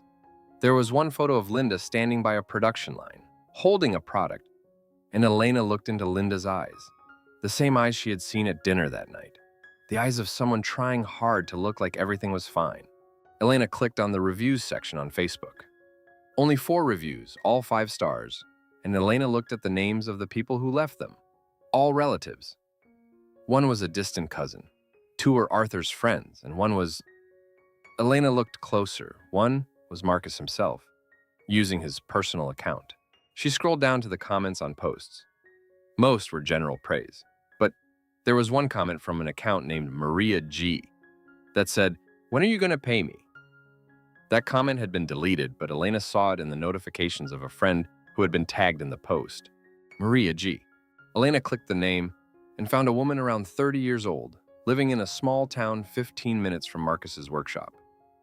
Her personal page didn't have much information, but one thing. In her cover photo, she was standing in front of a sign with Marcus's workshop name on it, wearing a worker's uniform. The photo was posted a year ago. Elena looked at the photo, at Maria's face. She was smiling, but like the workers in the ad photos, it wasn't a real smile. Elena clicked message. She typed, deleted, typed again. She didn't know what to say. She didn't know how to ask a stranger about things her husband's family was trying to hide. Finally, she wrote, "Hi Maria, I'm Elena, David Turner's wife, Marcus's brother. I'm looking into Marcus's workshop and have some questions. If you're willing to talk, I'd really appreciate it. Here's my number." She looked at the message and felt her heart beating faster. She had crossed a line. She had stepped out of the shadow she had lived in for 7 years, and she couldn't go back. She hit send. Maria replied 2 hours later. Elena was in the kitchen, holding a dish towel, and she didn't know how many times she had wiped the counter. She only knew she couldn't sit still. Her body was somewhere between fear and determination, and it didn't know what to do with the energy running through her veins. Her phone buzzed. Elena looked at the screen and saw Maria's name. "I can talk, but not on the phone. Meet me at the coffee shop on Maple Street at 3. Elena looked at the clock. 1:45. She had an hour to pick up Sophie and Ethan from school, get them settled at home, and drive to the meeting. She didn't know what she would tell the kids. She didn't know what she would tell David if he came home early, but she knew she would be there. And the coffee shop on Maple Street was small, tucked between a dry cleaner and a grocery store. Elena parked a block away and walked so no one would see her car if someone she knew happened to drive by. She walked in and looked around. A woman sat in the corner, a cold cup of coffee in front of her, and she looked up when Elena walked in. Her eyes had something Elena recognized right away. Tiredness. Not tired from lack of sleep, but the tiredness of someone who had been fighting too long and had lost too much. "Elena?" the woman asked. "Yes, Maria?" Maria nodded. She wore an old denim jacket, her hair in a ponytail, and on her hands were calluses and small cuts, the marks of a laborer. Elena sat down across from her, feeling the tension in the air between them. "Thank you for meeting me," Elena said. Maria didn't answer right away. She looked at Elena, and in her eyes was judgment. The judgment of someone who had learned not to trust anyone. "You're Marcus's brother's wife?" she asked. "Yes. And you want to know about the workshop?" "I want the truth." Maria smiled. It wasn't a happy smile, it was a bitter smile, the smile of someone who had heard too many promises and seen too many broken. "The truth," she said, repeating the word like it was something expensive. "You want the truth about Marcus's workshop?" "Yes." Maria looked out the window. Outside, leaves were falling, and a truck drove by, its engine loud. She turned back to Elena. And in her eyes, Elena saw deep tiredness, exhaustion that no sleep could fix. "I worked there for 2 years, Maria said. 2 years. And in those 2 years, I heard Marcus talk about big contracts, growth, the future. Every month, a new story, and every month, our paychecks came late." Elena sat still. She felt every word Maria said, and she felt them falling into place in the picture she had been drawing for a long time. The first month, Marcus said the bank was slow. Second month, he said a client was late paying. Third month, he said he needed to invest in new machines. Everyone should be patient. There would be bonuses later. Maria shook her head. "And we believed him, because we needed the jobs, because in this town there aren't many choices." Elena remembered David's words. Marcus has changed. He works 12 hours a day. She wondered if David really believed that, or if he was just repeating what he wanted to believe. "What happened?" she asked. Maria put her hand to her face, rubbing her temples. Elena saw her fingers shaking slightly. "The fourth month, we didn't get paid. Marcus said it was just a week late. A week turned into 2 weeks, 2 weeks into a month. And during that time that I saw Marcus get a new truck, I saw his watch get fancier. I saw him go to lunch at restaurants where my whole month's pay wouldn't buy one meal. Maria's voice was getting higher, and Elena saw her eyes getting red. She wasn't crying, but she was close. I asked Linda. She was the manager, she should know. But Linda just looked at the floor and said she didn't make the decisions. Everything was up to Marcus and her father-in-law, Arthur. Elena felt that name like a shadow falling over the room. He was behind everything. He was always behind everything. And now, Elena asked, is the workshop still running? Maria looked at her. Her eyes weren't tired anymore. They were sharp now, and Elena saw anger in them. Anger held down too long. You want to know if it's running? Yes, it's running. It runs on people like me, who worked without pay for 2 months before we quit. It runs on new workers who don't know yet that they won't get paid. It runs on Linda, trying to keep everything from falling apart, even though she's not getting paid either. Elena felt those words like a punch to the chest. She sat still, feeling her breath. Shallow, fast, and she had to work to keep it steady. And Marcus? She asked. Does Marcus know? Maria smiled. The smile was so bitter, Elena could see the muscles in her face tighten.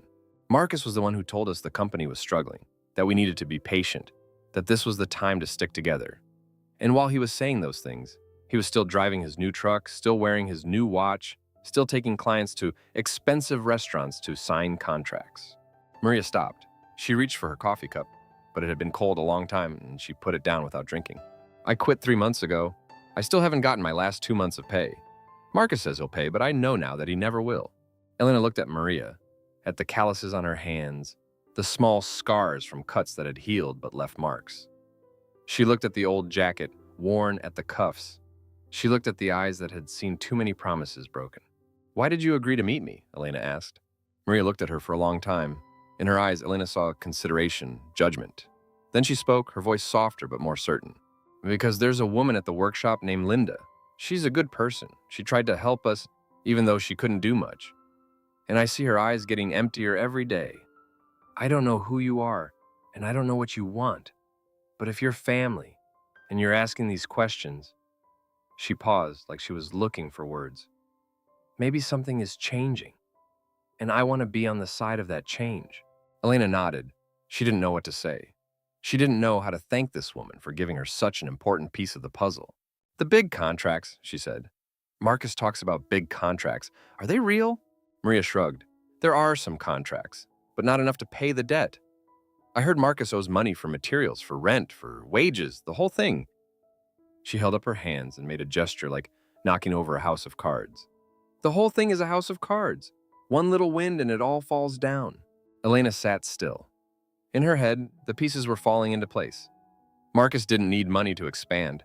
Marcus needed money to pay his debts. And she was the one chosen to carry that debt. Her and David. But David didn't see it.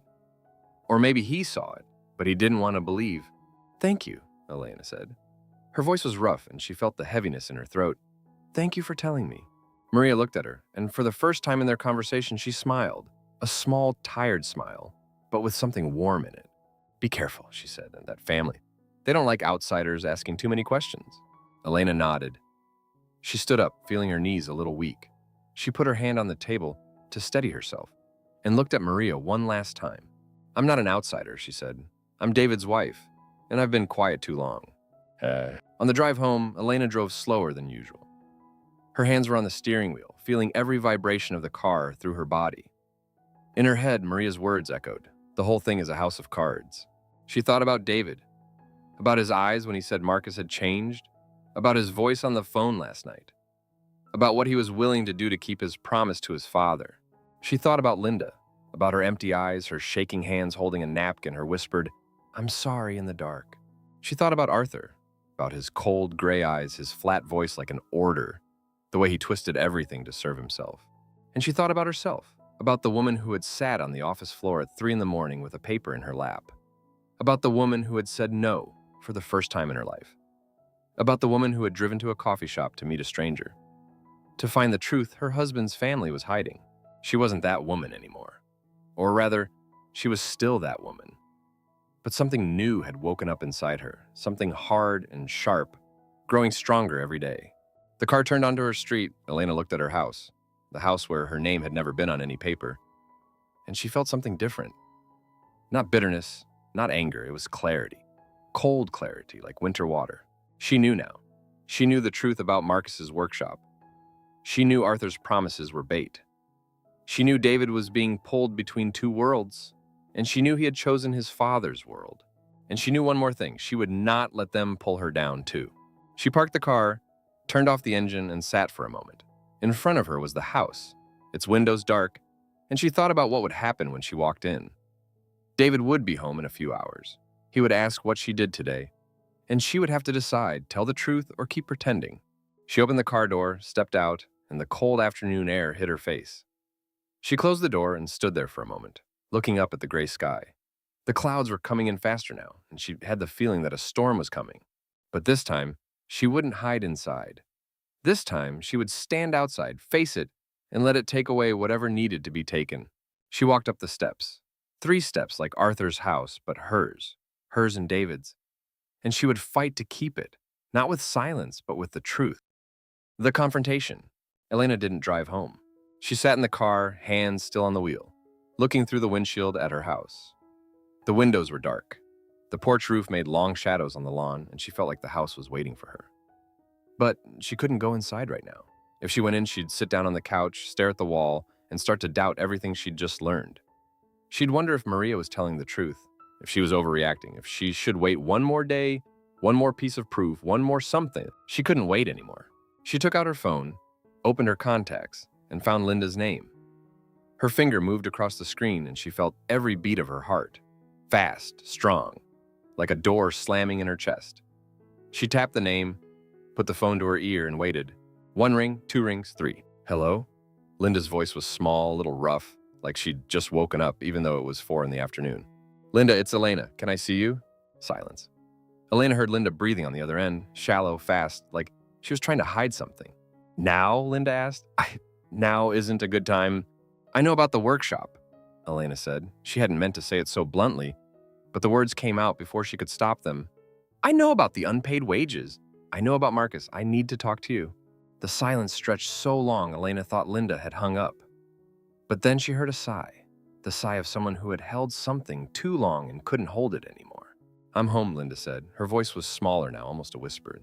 Marcus is gone. I'll be here.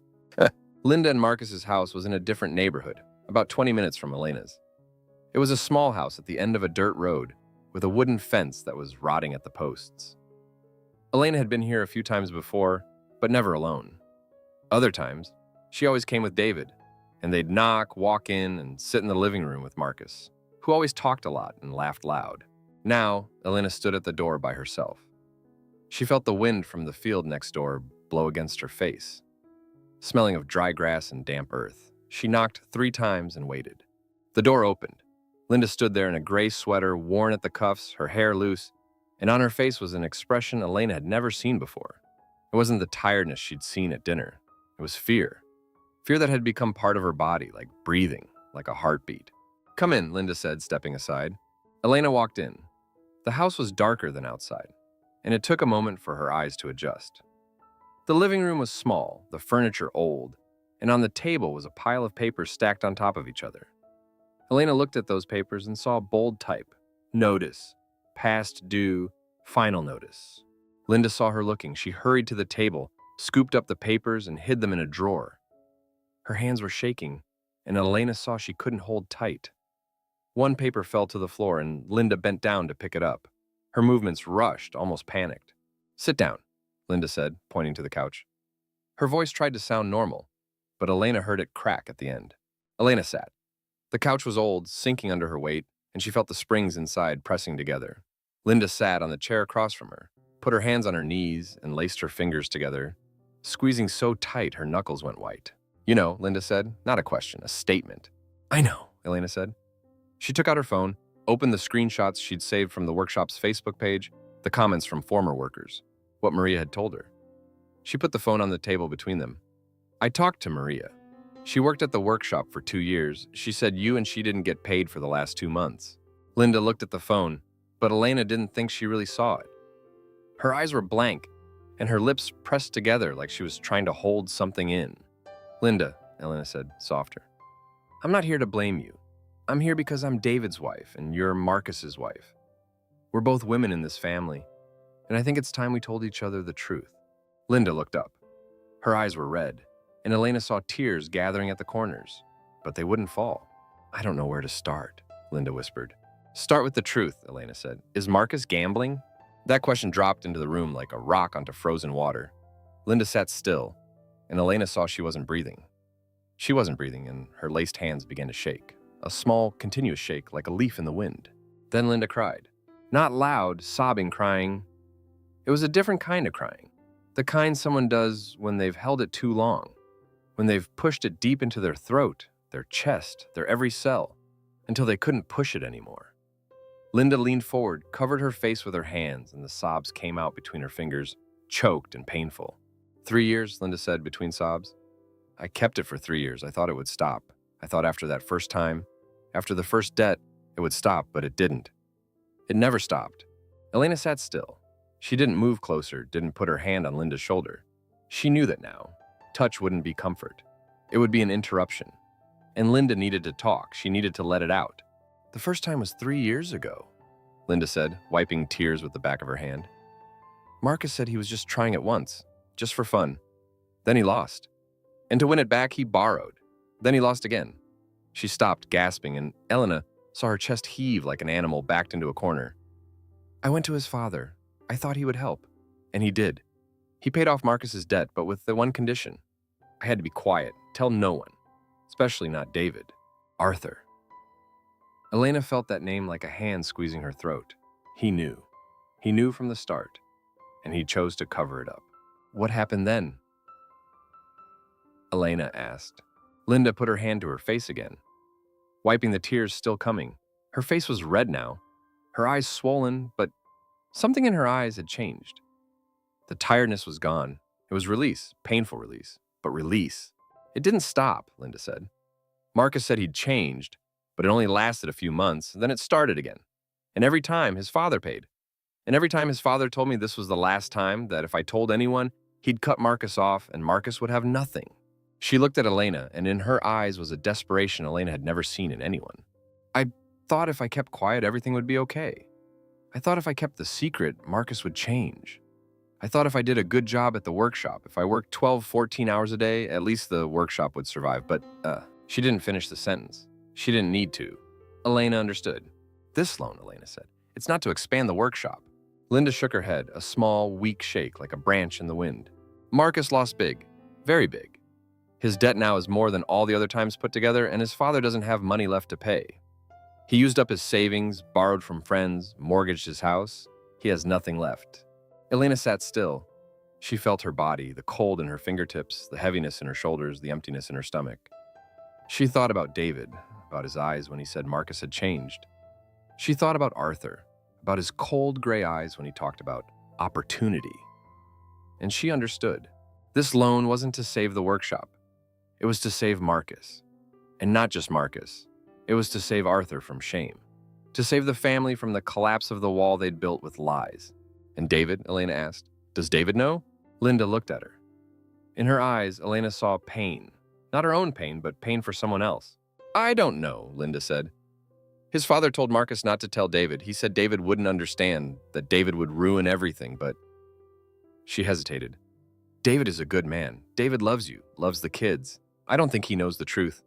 I think he's just trying to please his father, like he always has. Elena looked at her hands. These hands had held so much, and now they were holding a truth heavier than anything before. She thought about David's words on the phone that night. We'll see what Dad wants to do.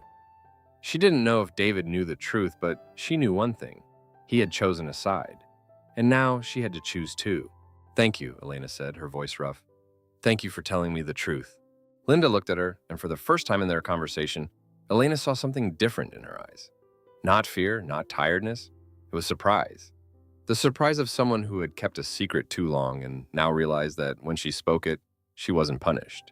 I was scared, Linda said, her voice small.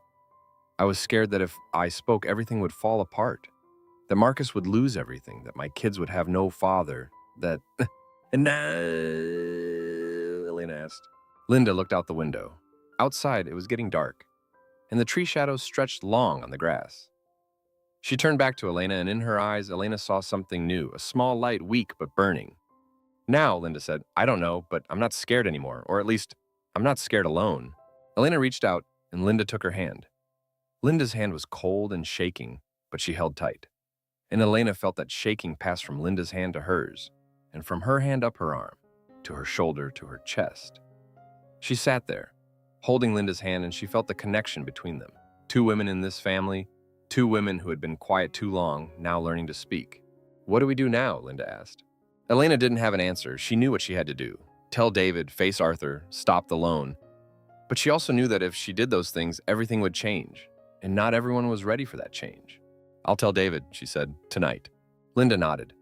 Her hand still held Elena's, and Elena felt warmth slowly return to Linda's fingers. I'll go with you, Linda said, if you need me. Elena looked into Linda's eyes and saw a courage she'd never seen before. Maybe it had been there a long time, buried under layers of silence, under promises to Arthur, under fear of losing everything. And now it was rising. You don't need to, Elena said. I can do it myself. Linda was about to say something, but she didn't get the chance, because just then they both heard the door open. The front door opened and a gust of cold air swept into the living room. Elena turned and saw Arthur's figure in the doorway.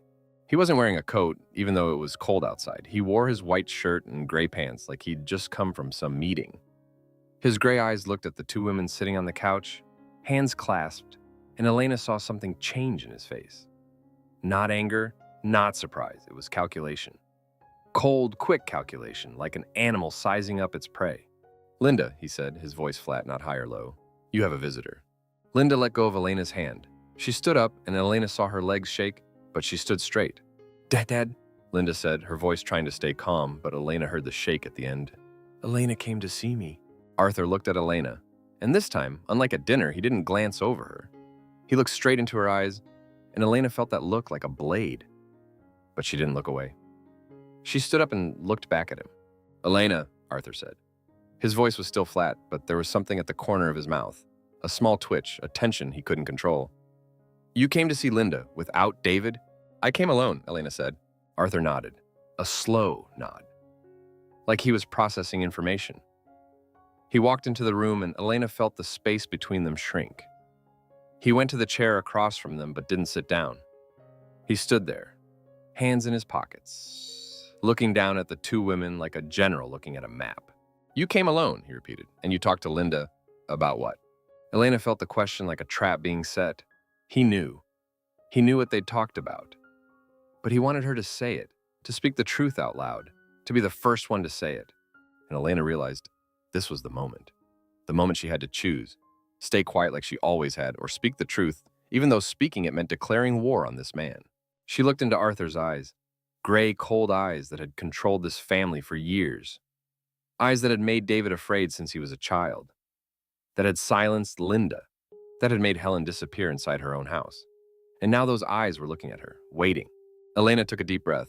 She felt the cold air fill her lungs, and she felt her heart beating strong and steady, like a drum before battle. I talked to Linda, she said, her voice not high or low, but loud enough to be heard in the silent room. About Marcus's loan, about the debts you're hiding from David, about the truth you don't want anyone to know. The room went so quiet Elena could hear the clock on the wall, Linda's breath catching, the blood in her own ears. Arthur didn't speak. He stood there, hands still in his pockets, and Elena saw the muscles in his face tighten, the veins in his neck stand out. But he didn't yell. He didn't threaten. He just looked at her, and in that look, Elena saw something she'd never seen before. Surprise. Arthur hadn't expected her to know. Arthur hadn't expected her to dare speak.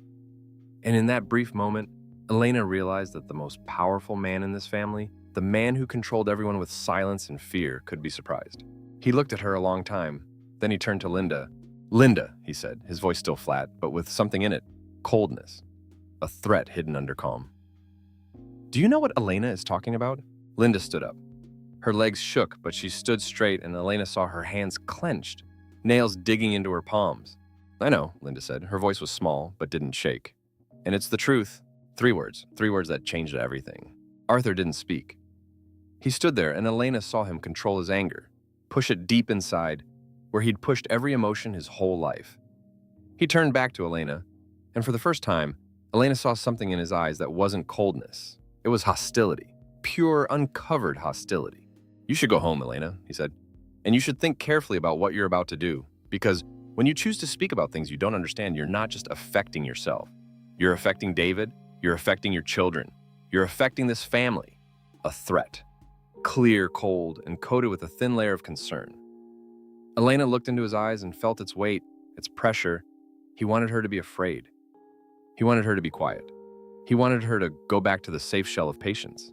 But Elena wasn't that woman anymore. "I understand very well," she said. And she walked past him toward the door. When she passed Arthur, she felt the warmth from his body, the tension in the air between them. She stopped, turned to look at him one last time. "I'm telling David tonight, and I'm not signing anything." She walked out the door, and the cold evening air hit her face. She walked down the steps toward her car, and she felt each step on the ground, hard, solid, and each step took her farther from that house. She got in the car, closed the door, and sat for a moment, hands on the wheel. Her hands shook. Her whole body shook. But in her chest, something was burning. Not fear, not anger. It was determination. Cold, sharp determination that would not go out. She started the car, and as she backed out of the dirt road, she looked in the rearview mirror. Linda's house grew smaller, and on the steps, she saw Arthur's figure standing there, watching her. He didn't move. He just stood like a statue, like a lighthouse of a world she had decided to leave. Elena looked straight ahead. She knew that when she got home, she'd have to face David. She'd have to tell him the truth. And she knew that when he heard the truth, he'd have to choose between his father and his wife, between lies and truth, between the old world and the new. She didn't know what he'd choose, but she knew she had chosen. And for the first time in 7 years, she felt like she wasn't a guest in her own life. The final battle. Elena got home at 7:30 that night. She parked in the driveway and sat for a moment, hands on the wheel, feeling the engine cool under the metal. Inside, the lights were on. She saw David's figure pass by the living room window, and she saw him holding his phone to his ear, pacing back and forth. He was talking to someone. She didn't need to guess who. She opened the car door, stepped out, and the cold evening air hit her face. She had cried on the drive home. Not scared crying, but a different kind. Release, relief, and a deep sadness for what was about to be lost. The tears were dry on her cheeks, but she still felt the salt on her lips. She walked up the steps, 3 steps. She unlocked the door with her own key and walked in. David was standing in the living room, still holding his phone. When he saw her, he said quickly, "I have to go," and ended the call. His face was pale, and Elena saw sweat on his forehead, even though the house was cool. "Where were you?" he asked. His voice wasn't loud, but there was something in it, tension, fear, and accusation held back. "I went to see Linda," Elena said. She took off her jacket, hung it on the hook, and did it slowly on purpose. She didn't want to rush. She wanted every movement to be clear, to have weight. David stepped closer. "Dad just called. He said you went to Linda's and said things that weren't true." Elena turned to look at him. Things that weren't true? About Marcus, about the workshop, about... David stopped, and Elena saw him struggle for words, but not find them. "Dad said you said some very serious things." "More serious than the truth?" Elena asked. She walked to the table where she'd left her bag with her phone and notes. She opened it, took out her phone, and put it on the table. "I can show you messages from Marcus's former workers, people who didn't get paid for 2 months. I can show you the collection notices at Linda's house. I don't want to see," David said. His voice suddenly got louder, and Elena saw the muscles in his jaw tighten, the veins in his neck stand out. "You don't want to see," Elena repeated. She looked at him and felt something in her chest. Not anger, not pity. It was tiredness. Deep tiredness. From all the years she'd waited, endured, hoped. "You know what, David?" she said, her voice tired. "I have been waiting for this moment. I thought when I told you the truth, you'd believe me. You'd be on my side. But look at you. You're standing here, pale, sweating, and you're asking me what I said to Linda, instead of asking me what the truth is." David didn't answer. He stood there, arms at his sides, and Elena saw him shaking. Not cold shakes, but different shakes. The shakes of someone standing on the edge, knowing that no matter if he jumped or not, things would never be the same. David's phone rang. They both looked at it, and Elena saw the name on the screen. "Dad." David didn't answer. He looked at the phone, and Elena saw him struggle. Between duty as a son and the truth he'd just heard, between the fear of being cut off and the fact that his wife was standing in front of him with red eyes, telling him things he didn't want to hear. The phone stopped ringing. Silence returned, heavy and suffocating. "I knew Dad would call," Elena said. "He talked to me at Linda's. He said if I told you the truth, he'd cut you off. Cut off the kids. Everyone." David looked at her. His eyes were wide, and Elena saw a fear she'd never seen. The fear of a child about to be abandoned. "Dad said that?" he whispered. "Dad said that," Elena said. "And I know he'll do it. Because that's how he controls people. With threats, with isolation, by making you afraid that if you don't do what he says, you'll lose everything." David turned away. He walked to the window, and Elena saw his shoulders shake. He put his hand to his face, and she heard him breathing fast, short, shallow breaths, like a drowning man. "I can't," he said, his voice breaking. "I can't lose my dad. You don't understand. I lost my mother when I was a kid. Dad is all I have left." Elena felt those words in her chest. She knew. She had always known. She knew about the 12-year-old boy standing at his mother's coffin, knew about the cold father who taught him that love had to be earned with obedience, knew about the fear of abandonment that had sunk into his bones and shaped every decision he'd made for 30 years. But knowing didn't mean accepting. "You're not losing your dad," Elena said softer. "You're losing yourself." David turned around. His face was wet with tears, and Elena saw him try to say something, but no sound came out. He just stood there, arms at his sides, and she saw in him a breaking. The breaking of a man who had spent his life building a wall, and now realized that wall was crushing him. The phone rang again. "Dad." David looked at the screen, and Elena saw him torn. She could see it in his body, the tension in his shoulders, the shaking in his hands, the twitch at the corner of his eye. He wanted to answer. He wanted to hear his father's voice, to be told everything was okay, to go back to the world where he knew who he was. But if he answered now, he'd lose her, and Elena knew he knew that too. The phone stopped ringing. This time, David didn't put it down. He held it in his hand, and Elena saw him looking at the dark screen, like he was waiting for it to light up again. "I don't know what to do," he said. His voice sounded like a child's. Elena stepped closer to him. She didn't touch him, but she stood close enough for him to feel her warmth. She felt his breath, fast, shallow, and she felt his shaking in the air between them. "I know," she said, "but you have to choose, not between me and your dad, between living in truth and living in fear." David looked at her. His eyes were red, and Elena saw something in them she'd never seen. A small light, weak but burning. "I'm scared," he whispered. "I'm scared too," Elena said. "I've been scared a long time, scared of losing you, scared of my kids growing up in a family where everyone lies. Scared that if I didn't do something, I'd disappear, like your mother, like Helen, like Linda." She stopped, and she felt tears coming, unstoppable. "But I can't live in fear one more day," she said. "I can't, and I don't want you to either." David raised his hand, and Elena thought he was going to hug her. But he didn't. He put his hand to his face, wiped his tears, and stood there looking at her, and she saw a change in his eyes. A small change, but real. "You told Linda you wouldn't sign," he said. "I won't sign," Elena said. "And you told Dad you'd tell me the truth." "I did." David nodded, a slow nod, like he was processing each word one by one. "And Dad threatened to cut me off, cut off the kids." "Yes." David looked out the window. Outside, leaves were falling, and streetlights cast long shadows on the floor. He stood there for a moment, and Elena felt the silence between them. Not angry silence, not waiting silence. It was the silence of someone standing at a crossroads, knowing that whichever way he chose, he couldn't go back. "I don't know if I'm brave enough," he said, his voice small. "But I know one thing. I don't want to lose you." Elena felt those words in her heart. They weren't the answer she wanted to hear. They weren't a clear statement, a definite choice. But they were the truth. And after so many years of living with lies, the truth, even small, even weak, was the only thing that could rebuild what had fallen. "Then show me," she said, not with words, with actions. David looked at her. In his eyes, the fear was still there, but next to it was something else. Determination, or at least a willingness to try. "What do I need to do?" he asked. Elena looked into his eyes. She felt her body. The cold in her fingertips was gone, replaced by warmth spreading from her chest outward. She didn't know what would happen. She didn't know if David would have the courage to go all the way, if Arthur would do what he threatened, if their marriage could survive all of this. But she knew one thing: she wasn't going back. She wasn't going to be the woman who sat quietly on the 7th step, waiting for things to get better someday. She wouldn't sign papers she didn't understand. She wouldn't stay silent when the truth needed to be told. "Tomorrow," she said, her voice clear and certain, "we go to the lawyer to put my name on the deed." David nodded, a small nod, but without hesitation. "And after that," she went on, "we go to a marriage counselor, because we can't keep going like this. I can't be a wife who just nods, and you can't be a husband who just tries to please his dad." David looked at her. In his eyes, she still saw fear, but she also saw something else. Relief. The relief of someone who had carried a weight too long and was finally allowed to put it down.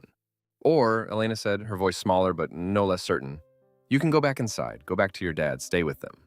She pointed toward the window, toward the road to Arthur's house, toward the world he'd known since he was a child. The world of broken promises, of hidden debts, of love traded for obedience. "That's your choice," she said. "But if you choose to stay there, you'll stay alone." David stood still. Elena saw him looking out the window, down the dark road, and she knew he was seeing his father's house in his mind.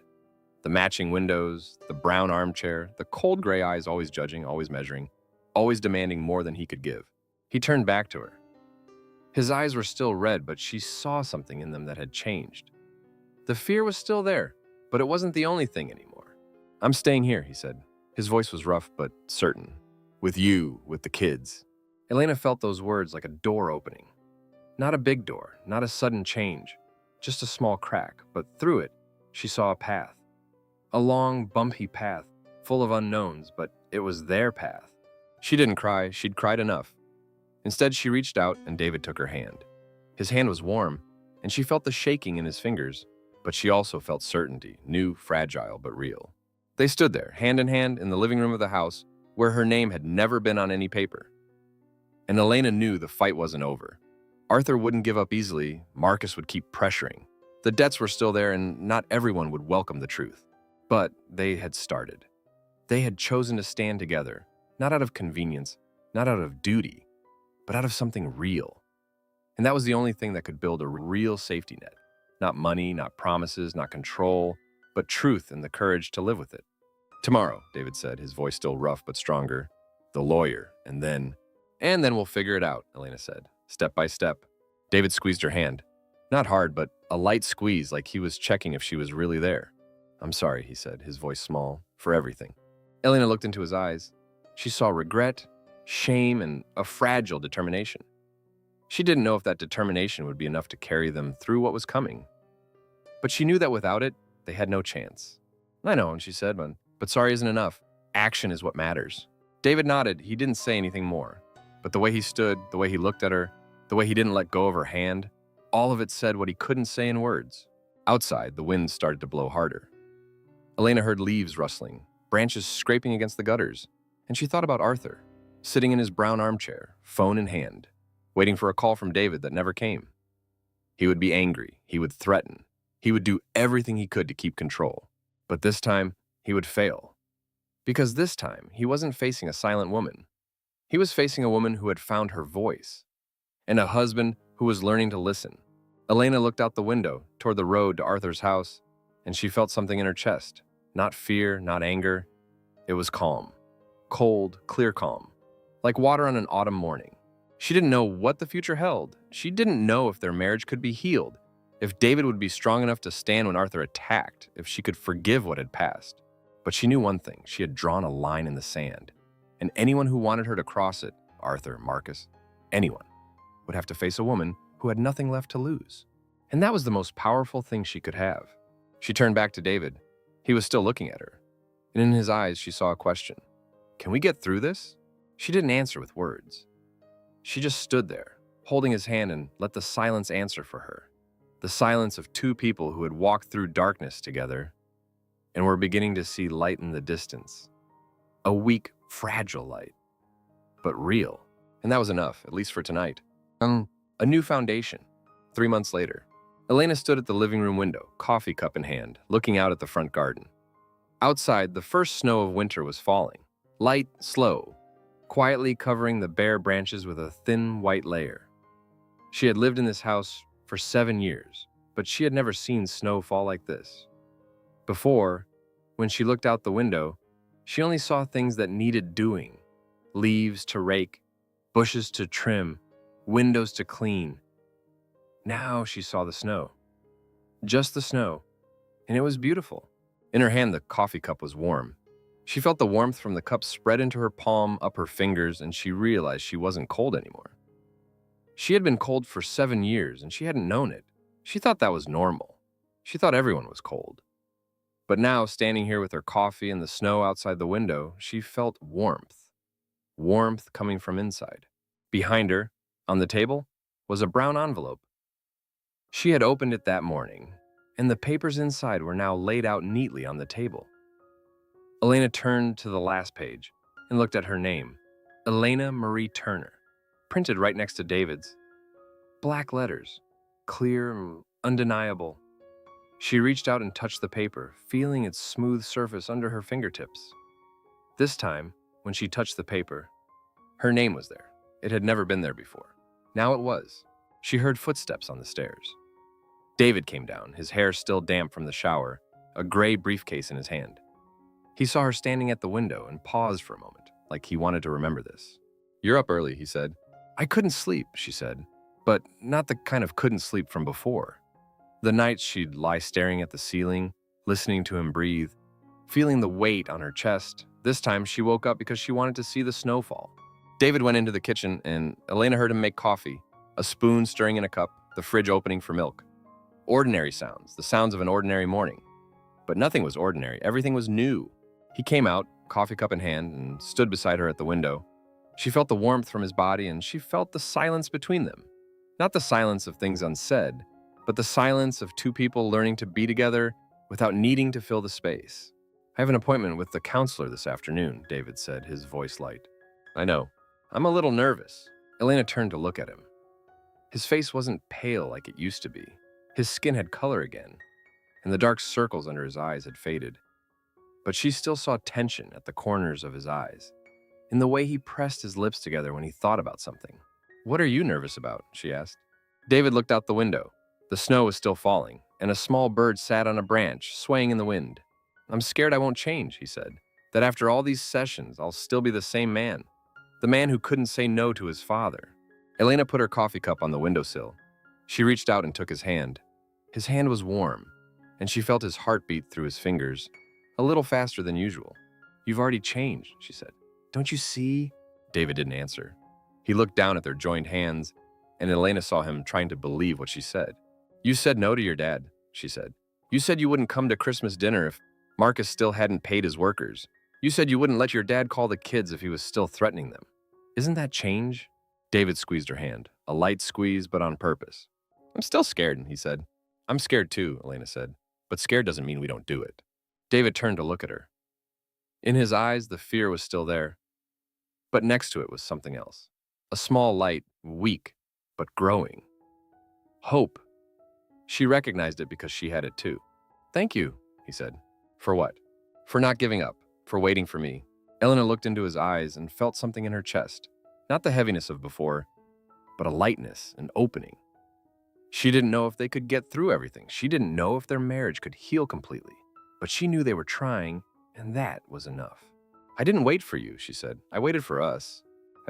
That afternoon, after picking up Sophie and Ethan from school, Elena sat at her desk. The small desk in the corner of the living room, where she used to pay bills and organize the kids' schedules. Now on the desk were a laptop, a stack of books, and a cup of tea. She was taking an online accounting course. In 6 months, she'd have her certificate. And after that, she'd start looking for a job. She opened the laptop, logged into her class, and started reading the lecture. Numbers, charts, formulas. Sometimes she felt like she didn't understand anything. Sometimes she wanted to close the laptop and say she was too old to learn new things. But she didn't close it. She kept reading, taking notes, doing assignments, a little each day, a little more. Her phone buzzed, a message from Linda. "Are you free? I want to talk." Elena looked at the message and thought about Linda. 3 months had changed Linda a lot. She had told Marcus she wouldn't cover for him anymore. She had stood up to Arthur and said she wouldn't stay silent. Marcus had lost it. Arthur had called her a traitor, but Linda didn't back down. She told Elena that for the first time in her life, she felt like she had a face. Elena texted back, "Come over, I'll make tea." Linda replied right away, "On my way." Linda arrived at 4 o'clock. She wore a blue coat, and on her face was a smile. A real smile, not forced. Elena made tea, and they sat at the table, where the deed papers still lay. I see, Linda said, pointing at the papers. You finally have your name on it. Elena nodded. 3 months, but it's done. Linda looked at the paper, and Elena saw something in her eyes. Not jealousy, but longing, hope. I'm doing the paperwork too, Linda said, to put my name on the workshop. Marcus doesn't want to, but I told him if he didn't, I'd leave. And he knows I mean it. Elena looked at Linda and realized that the woman sitting across from her wasn't the same woman who had sat at Arthur's dinner table with shaking hands and a twisted napkin. She had changed. They had changed. How's Marcus? Elena asked. Linda took a sip of tea. Her hands didn't shake. Marcus is getting treatment. He finally admitted he has a problem for the first time. Arthur isn't talking to him anymore, not since Marcus agreed to go to therapy. Arthur says Marcus disgraced the family. Elena felt those words in her chest.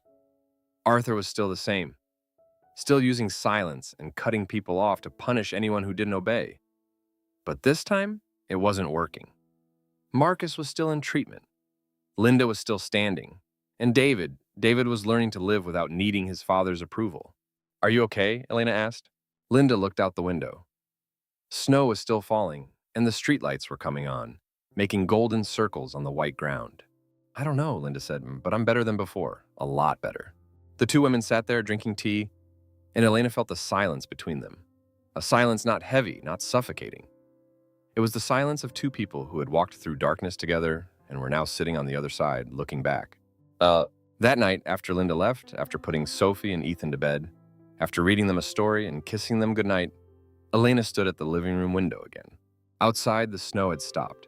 The ground was covered in a thick white layer, and the streetlights made the snow sparkle like diamonds. She looked at the window glass, and in it, she saw her reflection.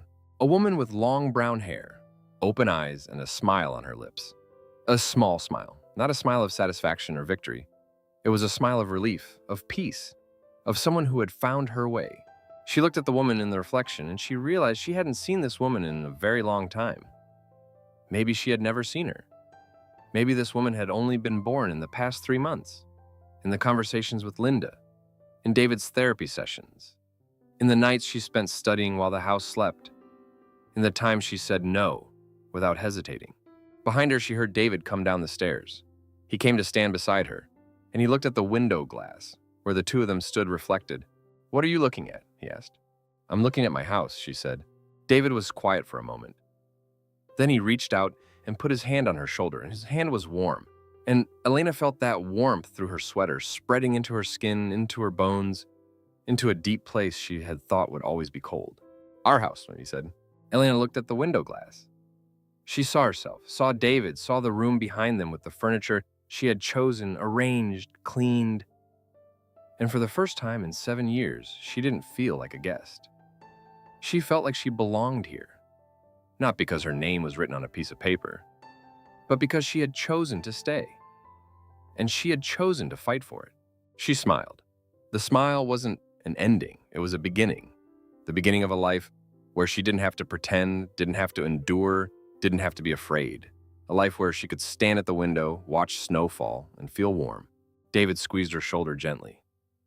And they stood there, the two of them, looking out at the world outside, a world covered in white snow, quiet and beautiful. A world they would rebuild from the broken pieces, day by day, brick by brick, on a new foundation, a foundation of truth, of courage, of hope. Elena looked at her face in the glass, and she saw the woman she could become. Not a perfect woman, not a woman without fear, just a woman who had learned that fear didn't mean weakness, and silence didn't mean safety. She turned to David. He was looking at her, and in his eyes she saw a question. Are we okay? She didn't answer with words. She just stood there, under his hand, and let her smile answer for her. A small smile, but real. A smile of someone who had found her way home. Outside, the snow began to fall again, light and quiet, covering the world in a fresh white layer. And in her house, the house that was now hers too, Elena stood, warm, and she knew that this was only the beginning. But it was a good beginning, and that was enough.